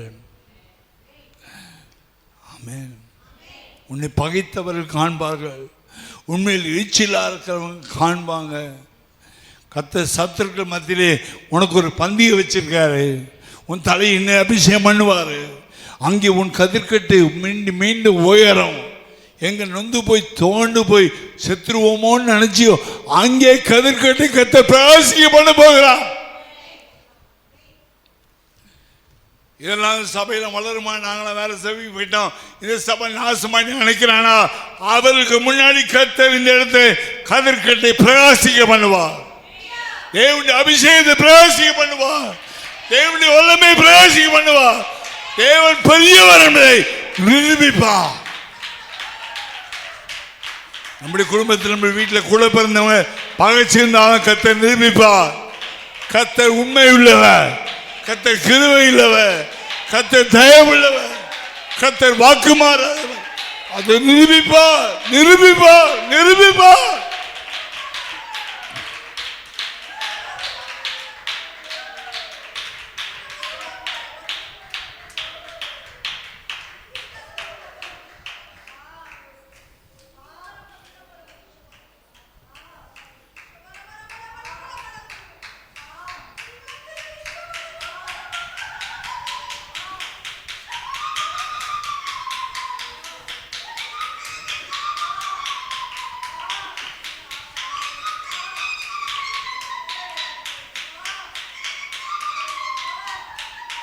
அதே 37ஆம் அதிகாரம் 9ஆம் வசனத்தில் ஆண்டவர் சொப்பனத்தை கன்ஃபார்ம் பண்ணுறார். ஒரு சொப்பனத்தை இன்னொரு சொப்பனத்து மூலமாக ஆண்டவர் ரீகன்ஃபார்ம். சொப்பனம் என்பது தூக்கத்தில் கிடைக்கக்கூடியது. எல்லாரும் பகைக்கும் போது இந்த பையன், சின்ன பையன், 11வது பையன், குட்டி பையன், அவன் பயந்தவன், கர்த்தருக்கு உண்மையாக இருக்கிறவன், அவனோட கர்த்தர் பேசுகிறாரு.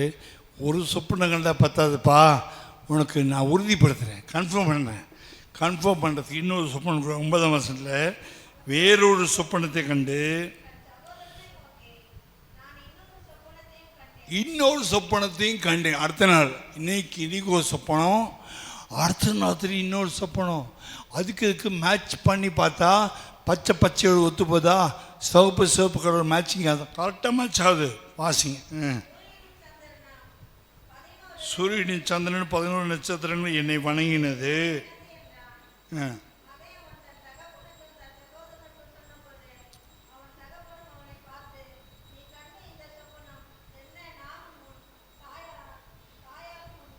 ஒரு சூரியனின் சந்திரனும் 12 நட்சத்திரங்கள், அதில் ஒரு நட்சத்திரம் நான், மிச்ச 11 நட்சத்திரங்கள் அண்ணன்மார்கள். தாய் சந்திரன், சூரியன் இந்த அப்பா. இப்போ சொல்கிறான், சூரியனும் சந்திரனும் 11 நட்சத்திரம் என்னை தலை வணங்கினது. இது அப்பா கிட்ட சொல்கிறான். எப்பவுமே தரிசனம் கண்டா நான் நினைக்கிறேன் சொல்லக்கூடாது, சொப்பனங்களை யார்கிட்ட சொல்லக்கூடாது, பகைப்பாங்க. முதல் சொப்பனமே சொல்லிக்கூடாது. சின்ன பையன் தெரியாமல் சொல்லிட்டான். என்ன மாதிரி பாஸ்டர்கிட்ட இருந்தால் சொல்லாதரா, சொப்பனத்தை சொல்லாதரான்னு சொல்லியிருப்பேன். சொல்லி கொடுக்குறது ஆள் இது. சொன்னதுனால பகை வந்துச்சு.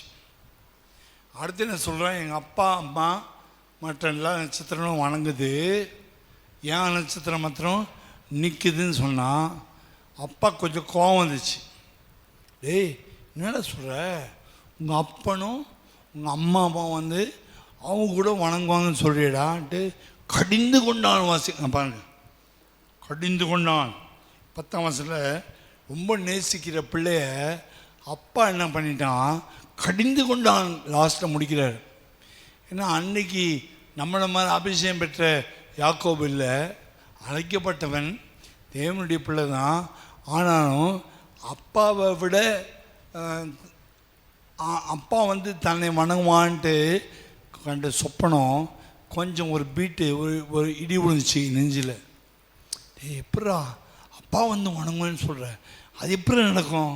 உனக்கு முன்னாடி நான் செத்துருவேன்டா, நான் எப்படா உன்னை வணங்குவேன்? நீ அப்புறம் தானே வாழ போகிற, நான் எப்படி ஒன்று பெத்தவன்டா நான் எப்படா வணங்குவேன் இந்த மாதிரி திட்டுறான். ஆனால் தேவன் சொன்னது பொய்யல்ல.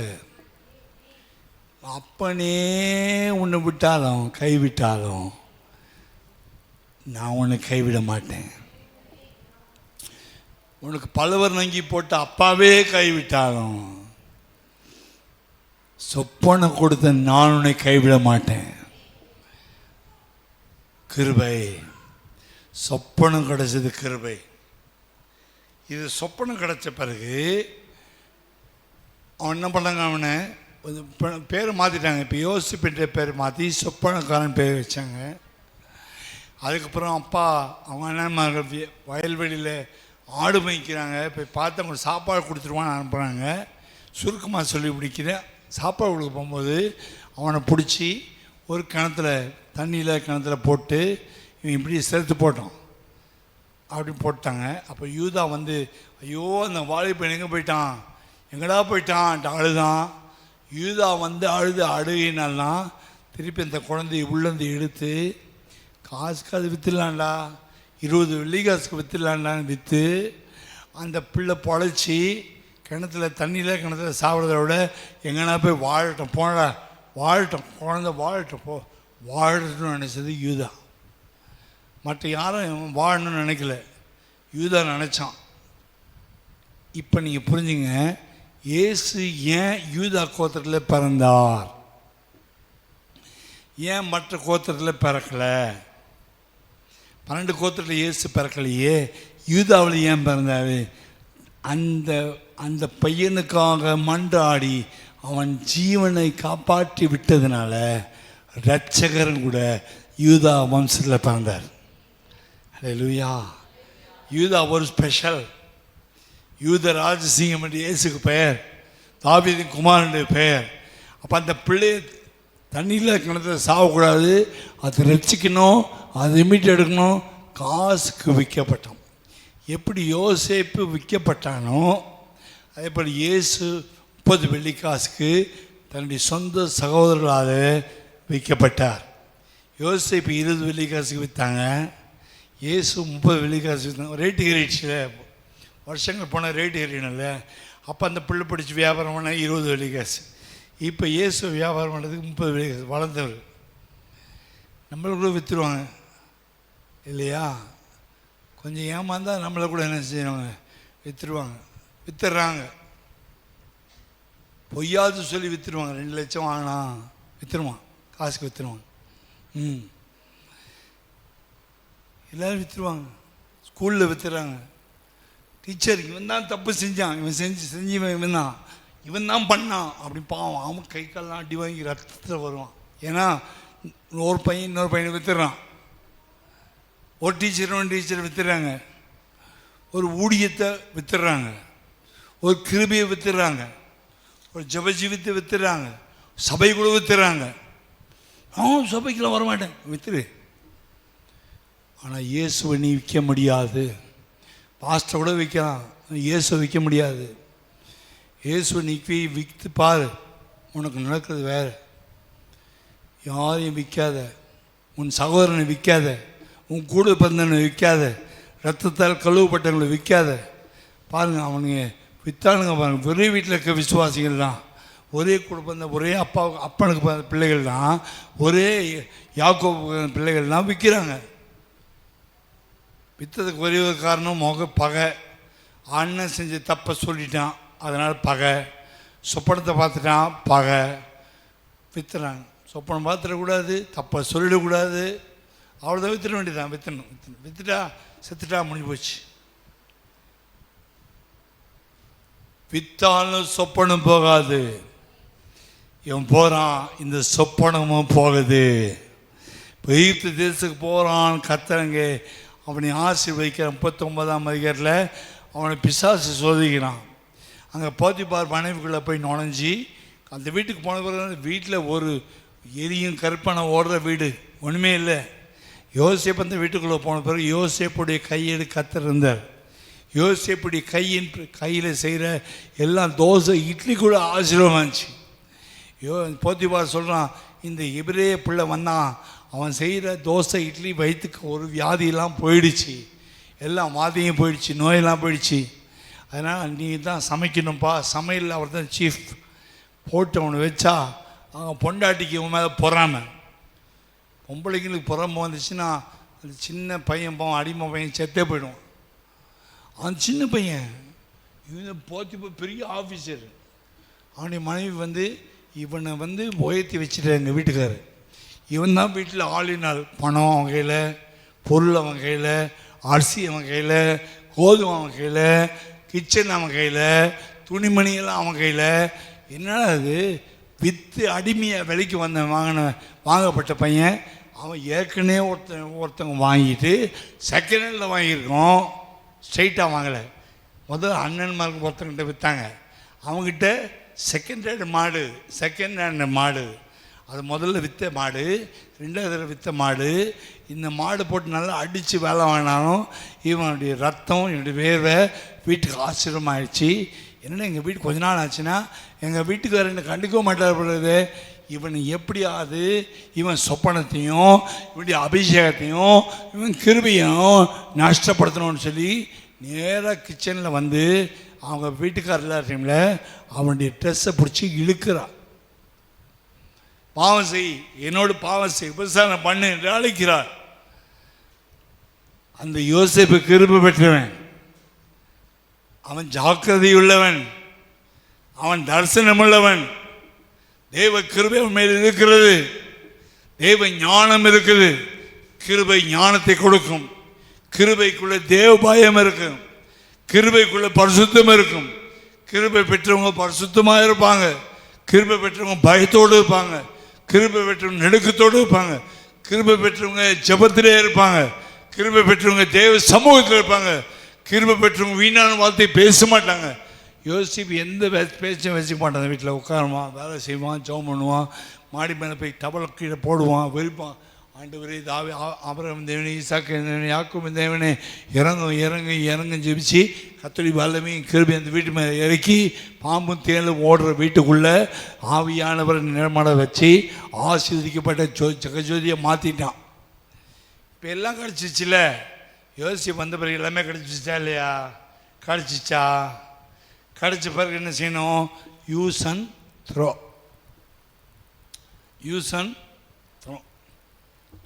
குழந்தை கிடைக்கிற வரைக்கும் இந்த பாஸ்ட்டை போகலாம். குழந்தை கிடைச்ச பிறகு யூஸ் அண்ட் த்ரோ. மந்திரக்கட்டு உடைக்கிற வரைக்கும் பாஸ்ட்டை போகலாம். பாஸ்ட்டுக்கு மந்திரக்கட்டு உடைச்சாருன்னா யூஸ் அண்ட் த்ரோ. நல்ல சத்தியம் கிடைக்குது, வேணும் இந்த பாஸ்ட்டு. கொஞ்சம் கண்டிச்சாருன்னா யூஸ் அண்ட் த்ரோ. இயேசு கிறிஸ்து கூட யூஸ் அண்ட் த்ரோ தான்.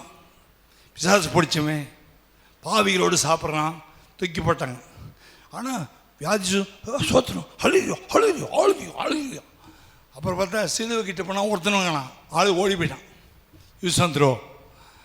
ஒருத்தரம் வரும்போது கிட்ட யாரும் வரமாட்டாங்க, வியாதி வரும்போது யாரும் வரமாட்டாங்க. ஆனால் இவங்களுக்கு நம்ம வியாதி வரும்போது பாஸ்ட் வீட்டுக்கு வந்து ஜெபம் பண்ணணும், நல்லது, சந்தோஷம். ஆனால் யோசேப்பை போல யார் அழைக்கப்பட்டார்களோ அவர்கள் கிருபை பெற்றவர்கள். அவர்கள் கிருபை பெற்றவங்க. பெற்ற பிறகு 1000 பேசலாம், 1000 கல் அடிக்கலாம். சமுத்திரத்திலிருந்து வந்த பிறகு மோசே கல் அடித்தாங்களா இல்லையா? ஏன் அதுக்கு முன்னாடி அடிக்க வேண்டியதானே? அந்த பக்கம் பார்வன் பின்னாடி வரால, சமுத்திரம் அந்த பக்கத்தில் முன்னாடி இருக்குது, பின்னாடி பார்வோன். அப்போவே மோசையை கல்லடிச்சிட்டு போயிருக்கலாம்ல, சாட்சிக்காரன் காலில் விட, சண்டைக்காரன் காலில் விழுந்துருக்கலாம்ல. ஏன் போல அவங்களுக்கு தெரியும், மோசையை விட்டா பார்வோன்களை திருப்பி மாட்டினோன்னா குதிரையை வச்சு நசுக்கிடுமான்னு தெரியும், ரத்தம் ஊற்றிடும் தெரியும். கர்த்தர் ஏதாவது செய்வார்ன்ற விசுவாசம் இருந்துச்சு. ஆனால் தாண்டி வந்த பிறகு இப்போ பார்வோன் அவுட்டு, சத்ரு காலி. இப்போ தண்ணி இல்லைன்னா அவன் கல்லை தூக்கி அடிக்கிறான். பாஸ்டர் உன்னால நீங்கள் வந்தோம் வச்சேடா, நீ தண்ணி திறக்கும் போதே நீ சொல்லிட்டு போயிருக்கலாம்ல, குழந்தை பிறக்கிறதுக்கு முன்னாடி போயிட்டுருக்கலாம்ல, அற்புதம் நடக்கிறதுக்கு முன்னாடி போயிட்டுருக்கலாம்ல. எல்லாம் தண்ணி திறந்து கத்தை திறந்து குழந்தைலாம் பிறந்து பேரெலாம் வச்ச பிறகு போட 2 லட்சம் வாங்கிட்டேன். எல்லாம் கத்த நியாயம் விசாரிப்பார். தேவனுடைய பரலோகம் சும்மா இருக்காது, பரலோகம் மௌனமாய் இருக்காது, தேவனுடைய சிங்காசனம் மௌனமாய் இருக்காது. நிச்சயமாய் கர்த்தர் நியாயம் செய்வார். யோசேப்பு விற்கும்போது சிரிச்சாங்க, வித்துட்டா சோத்திரம் ஹல்லேலூயா, சோத்திரம் ஹல்லேலூயா, சோத்திரம் ஹல்லேலூயா. டிக்கெட் போய் உட்காந்து சிரி 10 பிள்ளைங்க சிரிச்சாங்க. பார்த்தியா நான் பண்ணு, பார்த்தியா அவரை என்ன பண்ணு, பார்த்தியா அந்த பாஸ்டர் நான் பண்ணு, பார்த்தியா சரி பரியாசக்காரன் சிரிப்பான்.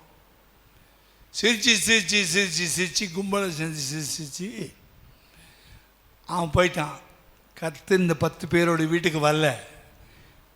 விற்கப்பட்ட இஸ்மவேலோட யோசேப்பு போகும்போது கர்த்தரும் சேர்ந்து, உன் பாடுகளில் எனக்கு பங்கு இருக்குடா, உன் கஷ்டத்தில் எனக்கு பங்கு இருக்குடா, உனக்காக நான் சிலுவையில் பாடுபடணும்டா, நான் சிலுவை பாடுகளை உனக்காக பாடுபட்டேன், உன் வேதனை நான் சுமந்தேன், உன் கஷ்டத்தை நான் சுமந்தேன், உன் துக்கத்தை நான் சுமந்தேன், உன் சாபத்தை சுமந்தேன். யோசேப்பே நீ எவ்வளோ பகைக்கப்படுற, எவ்வளோ நொந்து போயிருக்க, நான் உன் கூட வருவேன். நாம் என்ன செய்கிறோம், எல்லாரையும் பற்றி பேசிட்டு ஏசு கூட வருவேன். எங்கே வருவார்? வந்துடுறாரு. யோசேப்பு சொன்னா கர்த்தர் அவன் கூட இருந்தா. அல்லேலூயா. 39ஆம் அதிகாரத்தில் கர்த்தர் அவன் கூட இருக்கிறான்றதை போத்திபார் கண்டுன்னு வாசிக்கிறோம். இப்போ போத்திபார் மனைவி அப்படி பரிசுத்தத்தை கெடுக்கிறதுக்கு வரும்போது, கிருபை பெற்றவன் ட்ரெஸ்ஸு தானே வேணும், உடம்ப கொடுக்க மாட்டேன். ட்ரெஸ்ஸு வேணுமா, இந்தா ஷாலை உருவி வச்சுக்கோப்பா, போய் விற்று பொழைச்சிக்கோ. எனக்கும் தேவனுக்கும் ஒரு உடன்படிக்கை இருக்குது, நான் கிருபை பெற்றவன், நான் அந்த பாவத்தை நான் செய்ய மாட்டேன், இந்த பாவத்துக்கு உடன்பட மாட்டேன். நோ, என்னுடைய சரீரம் சாத்தானுக்கு சொந்தம் அல்ல, என் சரீரம் இயேசுக்கு சொந்தம், என்னுடைய சரீரம் தேவனுக்கு சொந்தம், நான் பரலோகத்தை சேர்ந்தவன், எனக்கு இந்த பாவத்துக்கு சம்பந்தம் கிடையாது என்று ஒரே அடி அடித்தான். அவன் வெளியே போனான். பாவத்துக்கு தப்பு வெளியே போவது கிருபை. பாலி இச்சைகளுக்கு விலகி ஓடுங்கள் தீமோத்தேயுக்கு பவுல் எழுதுகிறார். நாம் பாலி இச்சைகளுக்கு விலகி ஓட வேண்டும், அசுத்தமான பாவங்களுக்கு விலகி ஆசை இச்சைகளுக்கு விலகி ஓட வேண்டும். கண்கள் நிச்சயம், மாம்சத்தை நிச்சயம், ஜீவனத்து பெருமைக்கு விலகி ஓடினா சாப்பாடு இல்லைனா கூட பரவாயில்ல, துணிமணி இல்லைனா கூட பரவாயில்ல, என்னுடைய ஆத்துமாவை பாவத்துக்கு விற்று போட மாட்டேன்னு ஓடினான் பாருங்க. அவன் வந்தான், வீட்டுக்காரன் வந்தான், சாயந்தரம் வந்தான், வேலையை முடிச்சு களைப்பா காப்பி குடிக்கல வந்து உட்காந்து, ஐயோ என்னையா இந்த மாதிரி ஒரு மோசமான பையனை கொண்டு காசு கொடுத்து வேலை வீட்டில் வாங்கி வச்சுக்கிறேன், அவன் வந்தது தான் ஆசீர்வாதம் சொல்கிறேன், அவன் வந்தது தான் ஆசீர்வாதம், அவன் வந்த பிறகு தான் வீட்டு நடக்குது. என்ன நடக்குது, என்ன பண்ண தெரியுமா, உன் பொண்டாட்டி கூட என்ன நினைக்கல தெரியுதா, மோசமான படுபாவை கொண்டு ரவுடி பையில் கொண்டு வந்து கிறுக்கு பையன் ரோடு பொறிக்க கொண்டு வந்து வீட்டில் வச்சிருக்கியா, அவனை முதல்ல அரெஸ்ட் பண்ண விட்ட பாரு, நான் உன்னை டைவர்ஸ் பண்ணிவிடுவேன்.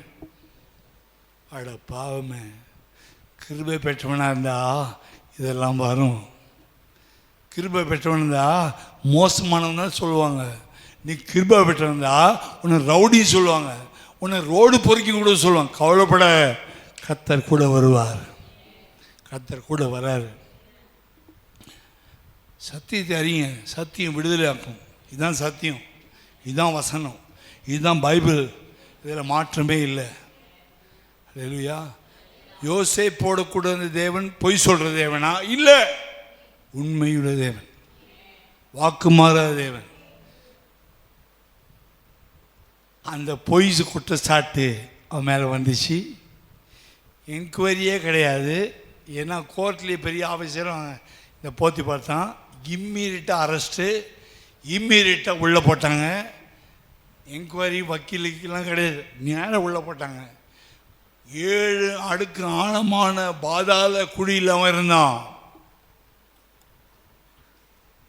1 வருஷம், 2 வருஷம், 3 வருஷம், 4 வருஷம்.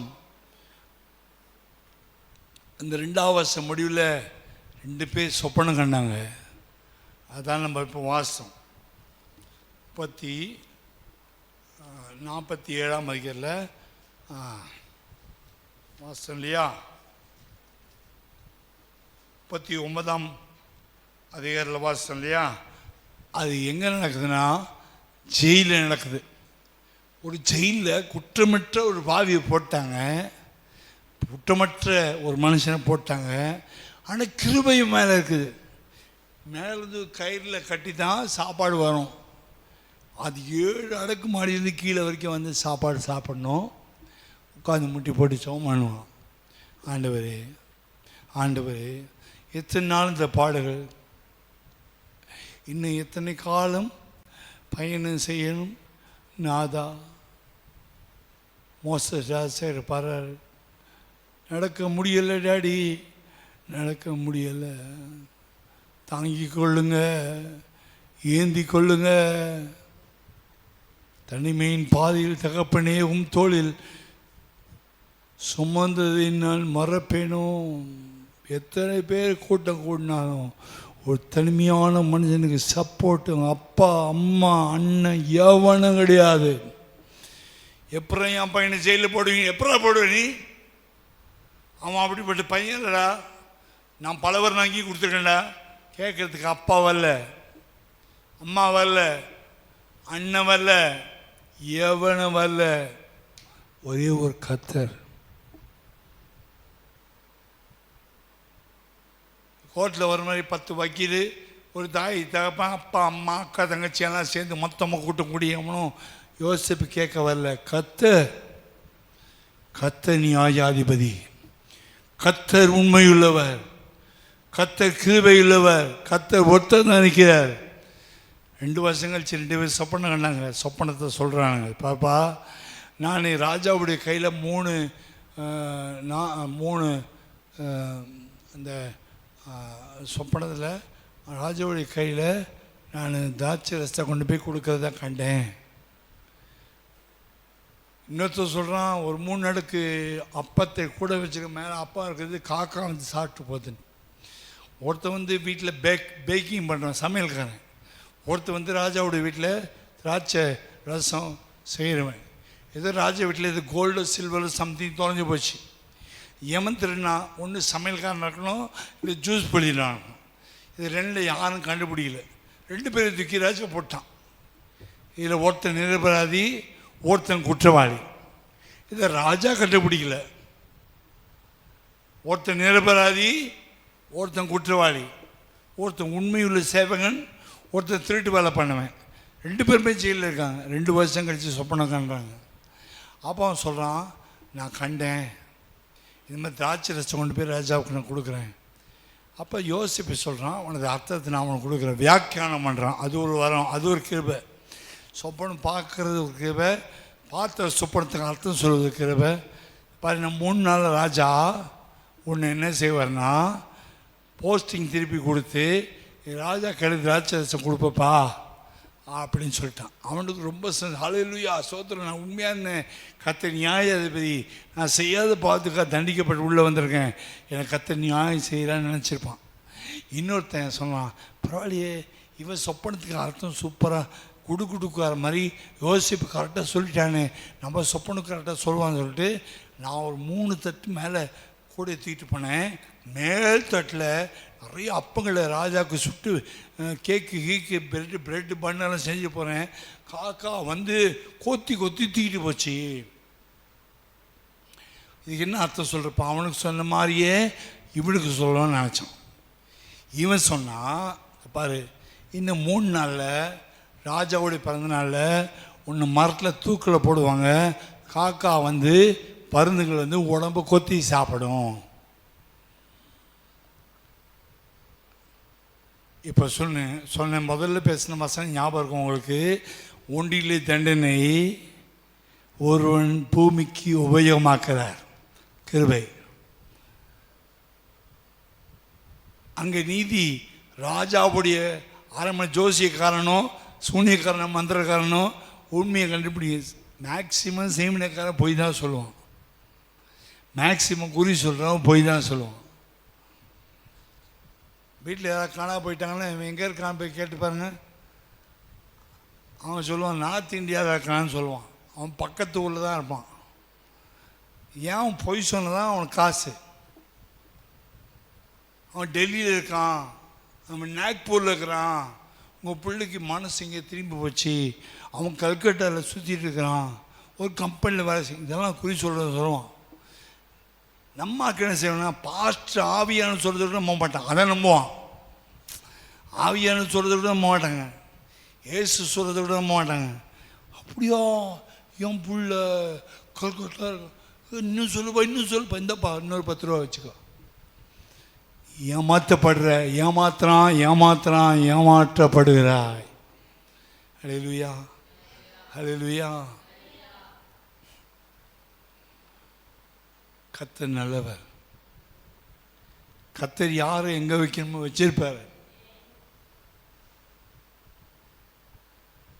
யாரோ ஒருத்தர் 2 வாரத்துக்கு முன்னாடி வந்தார், எப்பா உங்கள் வீட்டம்மா எங்கேயோ எங்கே மீஞ்சூர் தாண்டி எங்கேயோ இருக்காங்க அப்படின்னு சொன்னாங்களே. ஓ எங்கள் வீட்டில் பார் மாடி போய் பார் போட. அது கேட்டவன் எந்த லூஸ் சொன்னான், நான் தான் இருக்கேன் போய் பாருங்க. அதில் ஓடி போயிட்டான், ஆளே வரல. ஆளும் கிடையாது, அட்ரஸும் கிடையாது, பேரும் சொல்ல மாட்டான். இதெல்லாம் திருட்டு பசங்க நடக்கிறான் ரோட்டில். அதை நம்பிட்டு ஏமாந்துட்டு இருக்கிறோம்.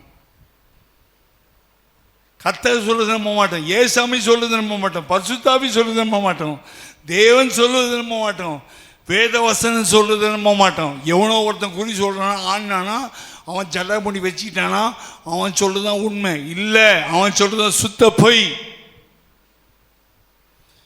ஒருத்தி சொன்னான் சாமியலுக்கு சவுல் அஞ்சனை பார்க்கும்போது ஒரு அஞ்சனை பார்க்க ஸ்திரீ வந்து சாமியல் தீர்க்கதரிசி வந்து சாமியல் வரல, அது பேய். அவன் எல்லாம் குறி சொல்லக்குள்ள பிசாசு இருக்கும், செத்து போன ஆவி இருக்கும், குட்டி பிசாசு வச்சுருப்பான். அதை போய் நீ கேட்க போனால் அபிஷேகம் பெற்ற நாம் ரட்சிக்கப்பட்ட நம்ம போய் கேட்டால் நம்ம வீட்டுக்குள்ளே பேய் கூட்டியிருக்கோம். புரியுதா? தெளிவாக புத்தி தெளியட்டும். யோசேப்பை கொண்டு போய் உள்ளே போட்டாங்க. அவங்க அப்பா அம்மாவுக்கு யாருக்கும் தெரியாது, அண்ணனுக்கு யாருக்கும் தெரியாது. எனக்கு வழக்காடுகிறவர் கர்த்தர், நான் பொய்யா குற்றச்சாட்டப்பட்டேன். இப்போ 2 பேர் ரட்சிக்கப்படாதவனுக்கு சொல்கிறான். அப்போ அவனுக்கு என்ன டென்ஷனாக இருப்பான், டேய் அவனுக்கு மட்டும் நல்ல தீர்க்கதரிசனத்தை சூப்பராக சொன்னேன், எனக்கு மட்டும் கொன்றுவாண்டான்னு சொல்கிறிய, என்னடா ஒரு கண்ணில் சுண்ணாம்பு ஒரு கண்ணில் வெண்ணையடான்னு கேட்டிருக்க மாட்டான். ஆனால் அவன் சொன்னது தான். அதே போல் ராஜா பானபத்திரக்காரனை ஏற்றி 3ஆம் நாள் பழைய ஜாப் அவனுக்கு வேலை கிடச்சிச்சு. He got back the job, அவனுடைய வேலை திருப்பி கிடச்சிது. அவன் ஸ்தானத்தில் ராஜாவுடைய வலது கையில் ராட்சசம் கொடுக்கணும். கர்த்தர் ஒருத்தனை உயர்த்தணும்னு நினச்சார்னா அது கிருபை. இன்னொருத்தனை தூக்கில் போடணும்னு நினச்சார்னா அதுவும் கிருபை தான் செய்யும்.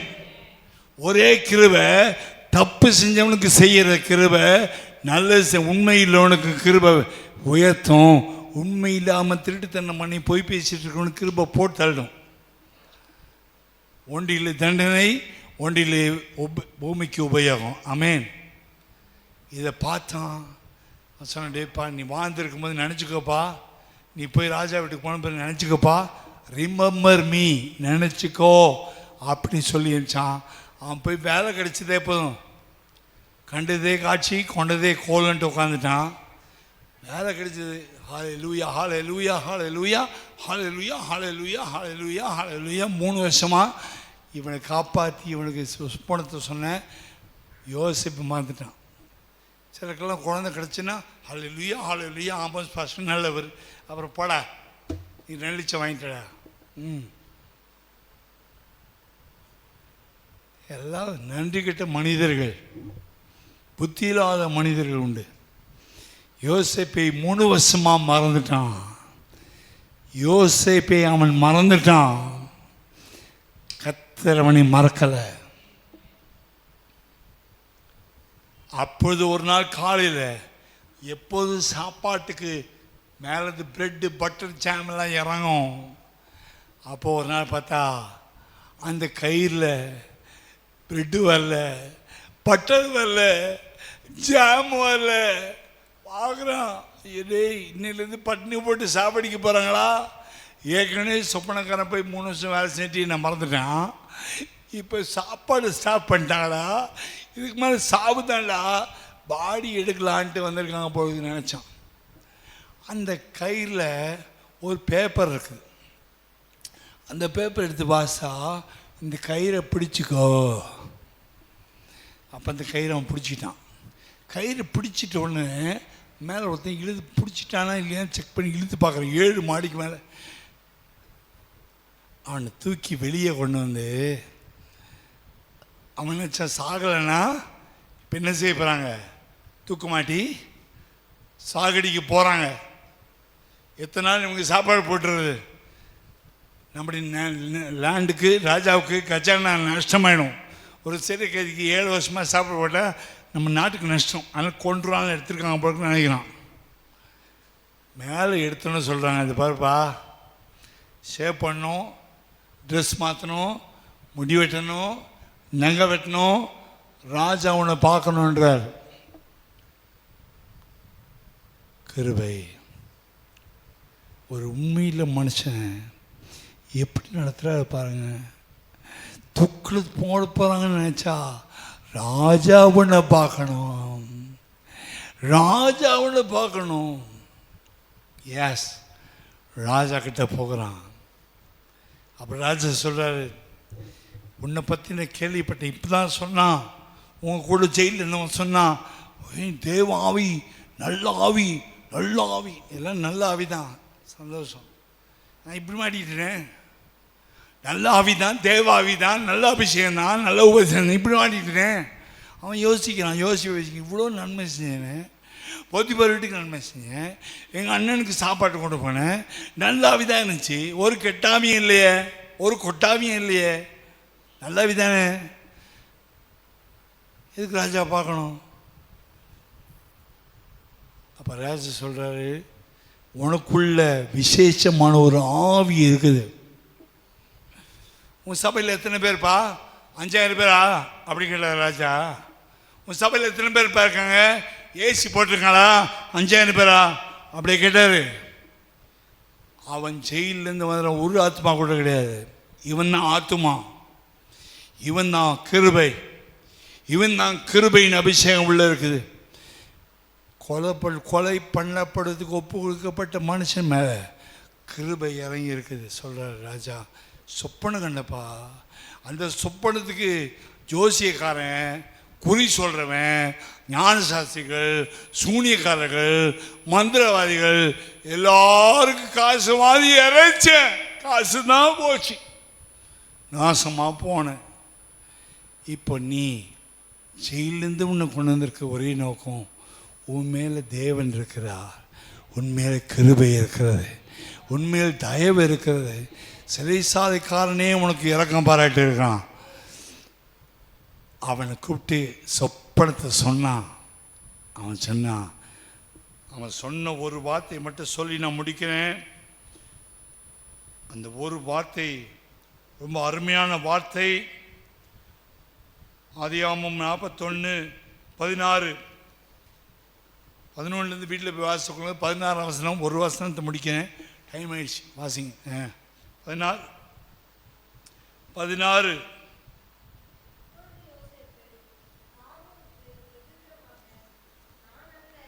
நான் அல்ல, சொல்லுங்க, ஒருத்தனை ஜெயிலிருந்து வெளியே டக்குன்னு உணர்ந்து தாடிலாம் சேவ் பண்ணி பட்டு வஸ்திரம்லாம் போட்டு தொப்பிலாம் போட்டு மோதலாம் போட்டு நேற்று நைட்டு ஜெயிலில் கம்பி என்னவன ஒரு ராஜாக்கு பண்ணி ஒரு பிரதம மந்திரி மோடிக்கு பக்கத்தில் நின்ட்டானா இன்றைக்கி என்ன ஆவான்? நான் சொல்கிறேன், இங்கே யாராவது ஒருத்தர் ராம்பாய் சிஸ்டர் இன்றைக்கி ராத்திரி ஜெயிலில் தூக்கிட்டு நாளைக்கு போய் மோடி பக்கத்தில் நின்று உங்களுக்கு அந்த Nirmala Sitharaman post finance minister post கொடுக்கணும்னு சொன்னால் என்ன ஆவீங்க? இந்த பக்கம் வருவீங்களா? சர்ச் ஒன்று இருக்குதுன்னு சொல்லுவீங்களா? சொல்லுவோமான்னு கேட்குறேன். தலையாட்டுறீங்க. சொல்லுவோமா? யாராவது சொல்லுவீங்களா? இன்னைக்கு வர்றதே பெரிய பாக்கியம். அது அங்கே போய்ட்டு வந்துடுவோன்னா அது போய் இப்போ இந்த புண்ணாக்கு பார்ப்பேனா? இவனே ஒரு புண்ணாக்கு.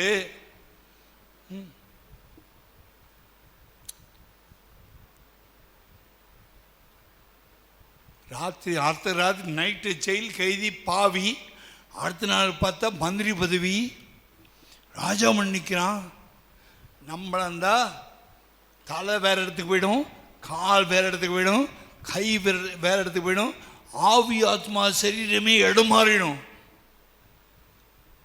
ஆனா அவன் சொல்றான், நான் வரம் பெற்றவன் சொல்லல, நான் கிருபை பெற்றவன் சொல்ல, எனக்கு ஆண்டவர் எல்லாத்தையும் வெளிப்படுத்துவார்.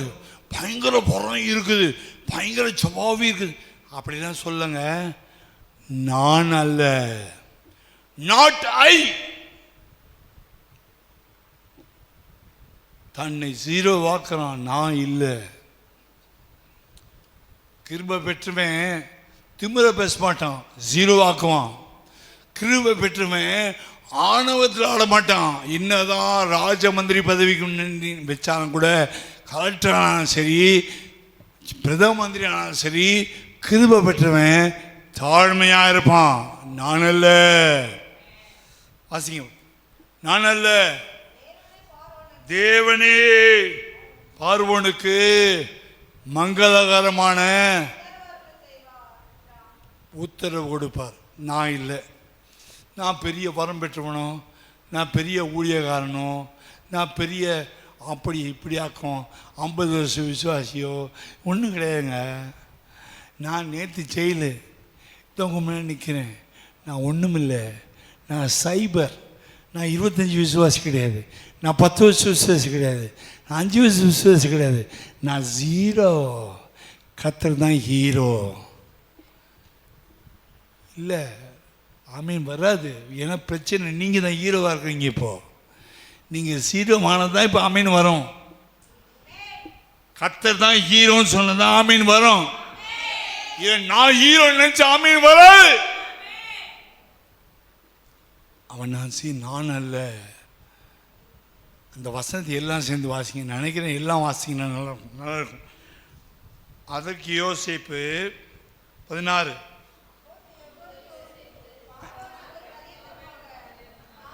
நான் அல்ல, தேவனே பார்வோனுக்கு மங்களகரமான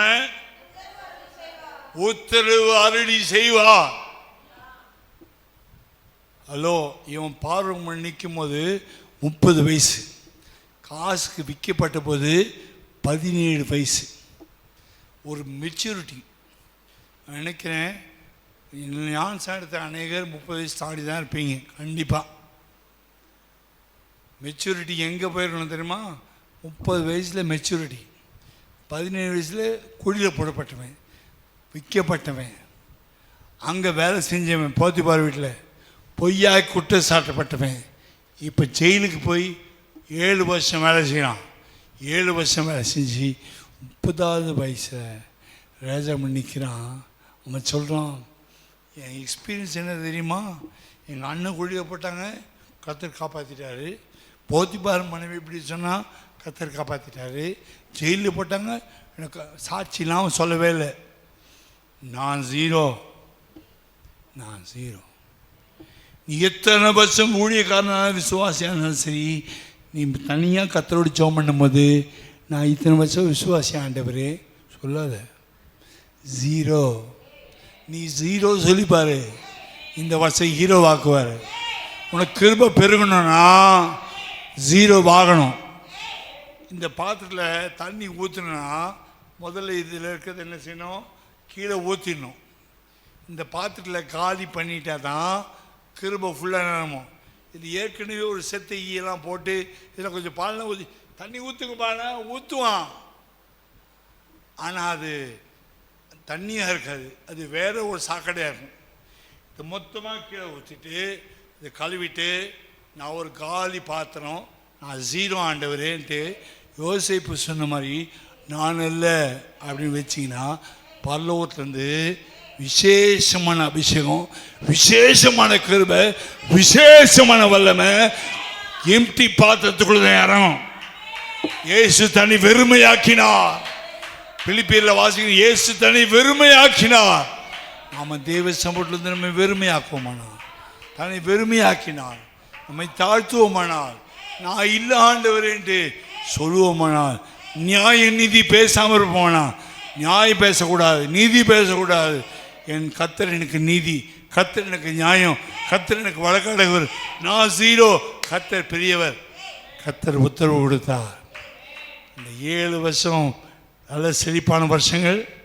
7 வருஷம் உபத்திரவ காலம் வந்துச்சு. அந்த உபத்திரவ காலத்தில்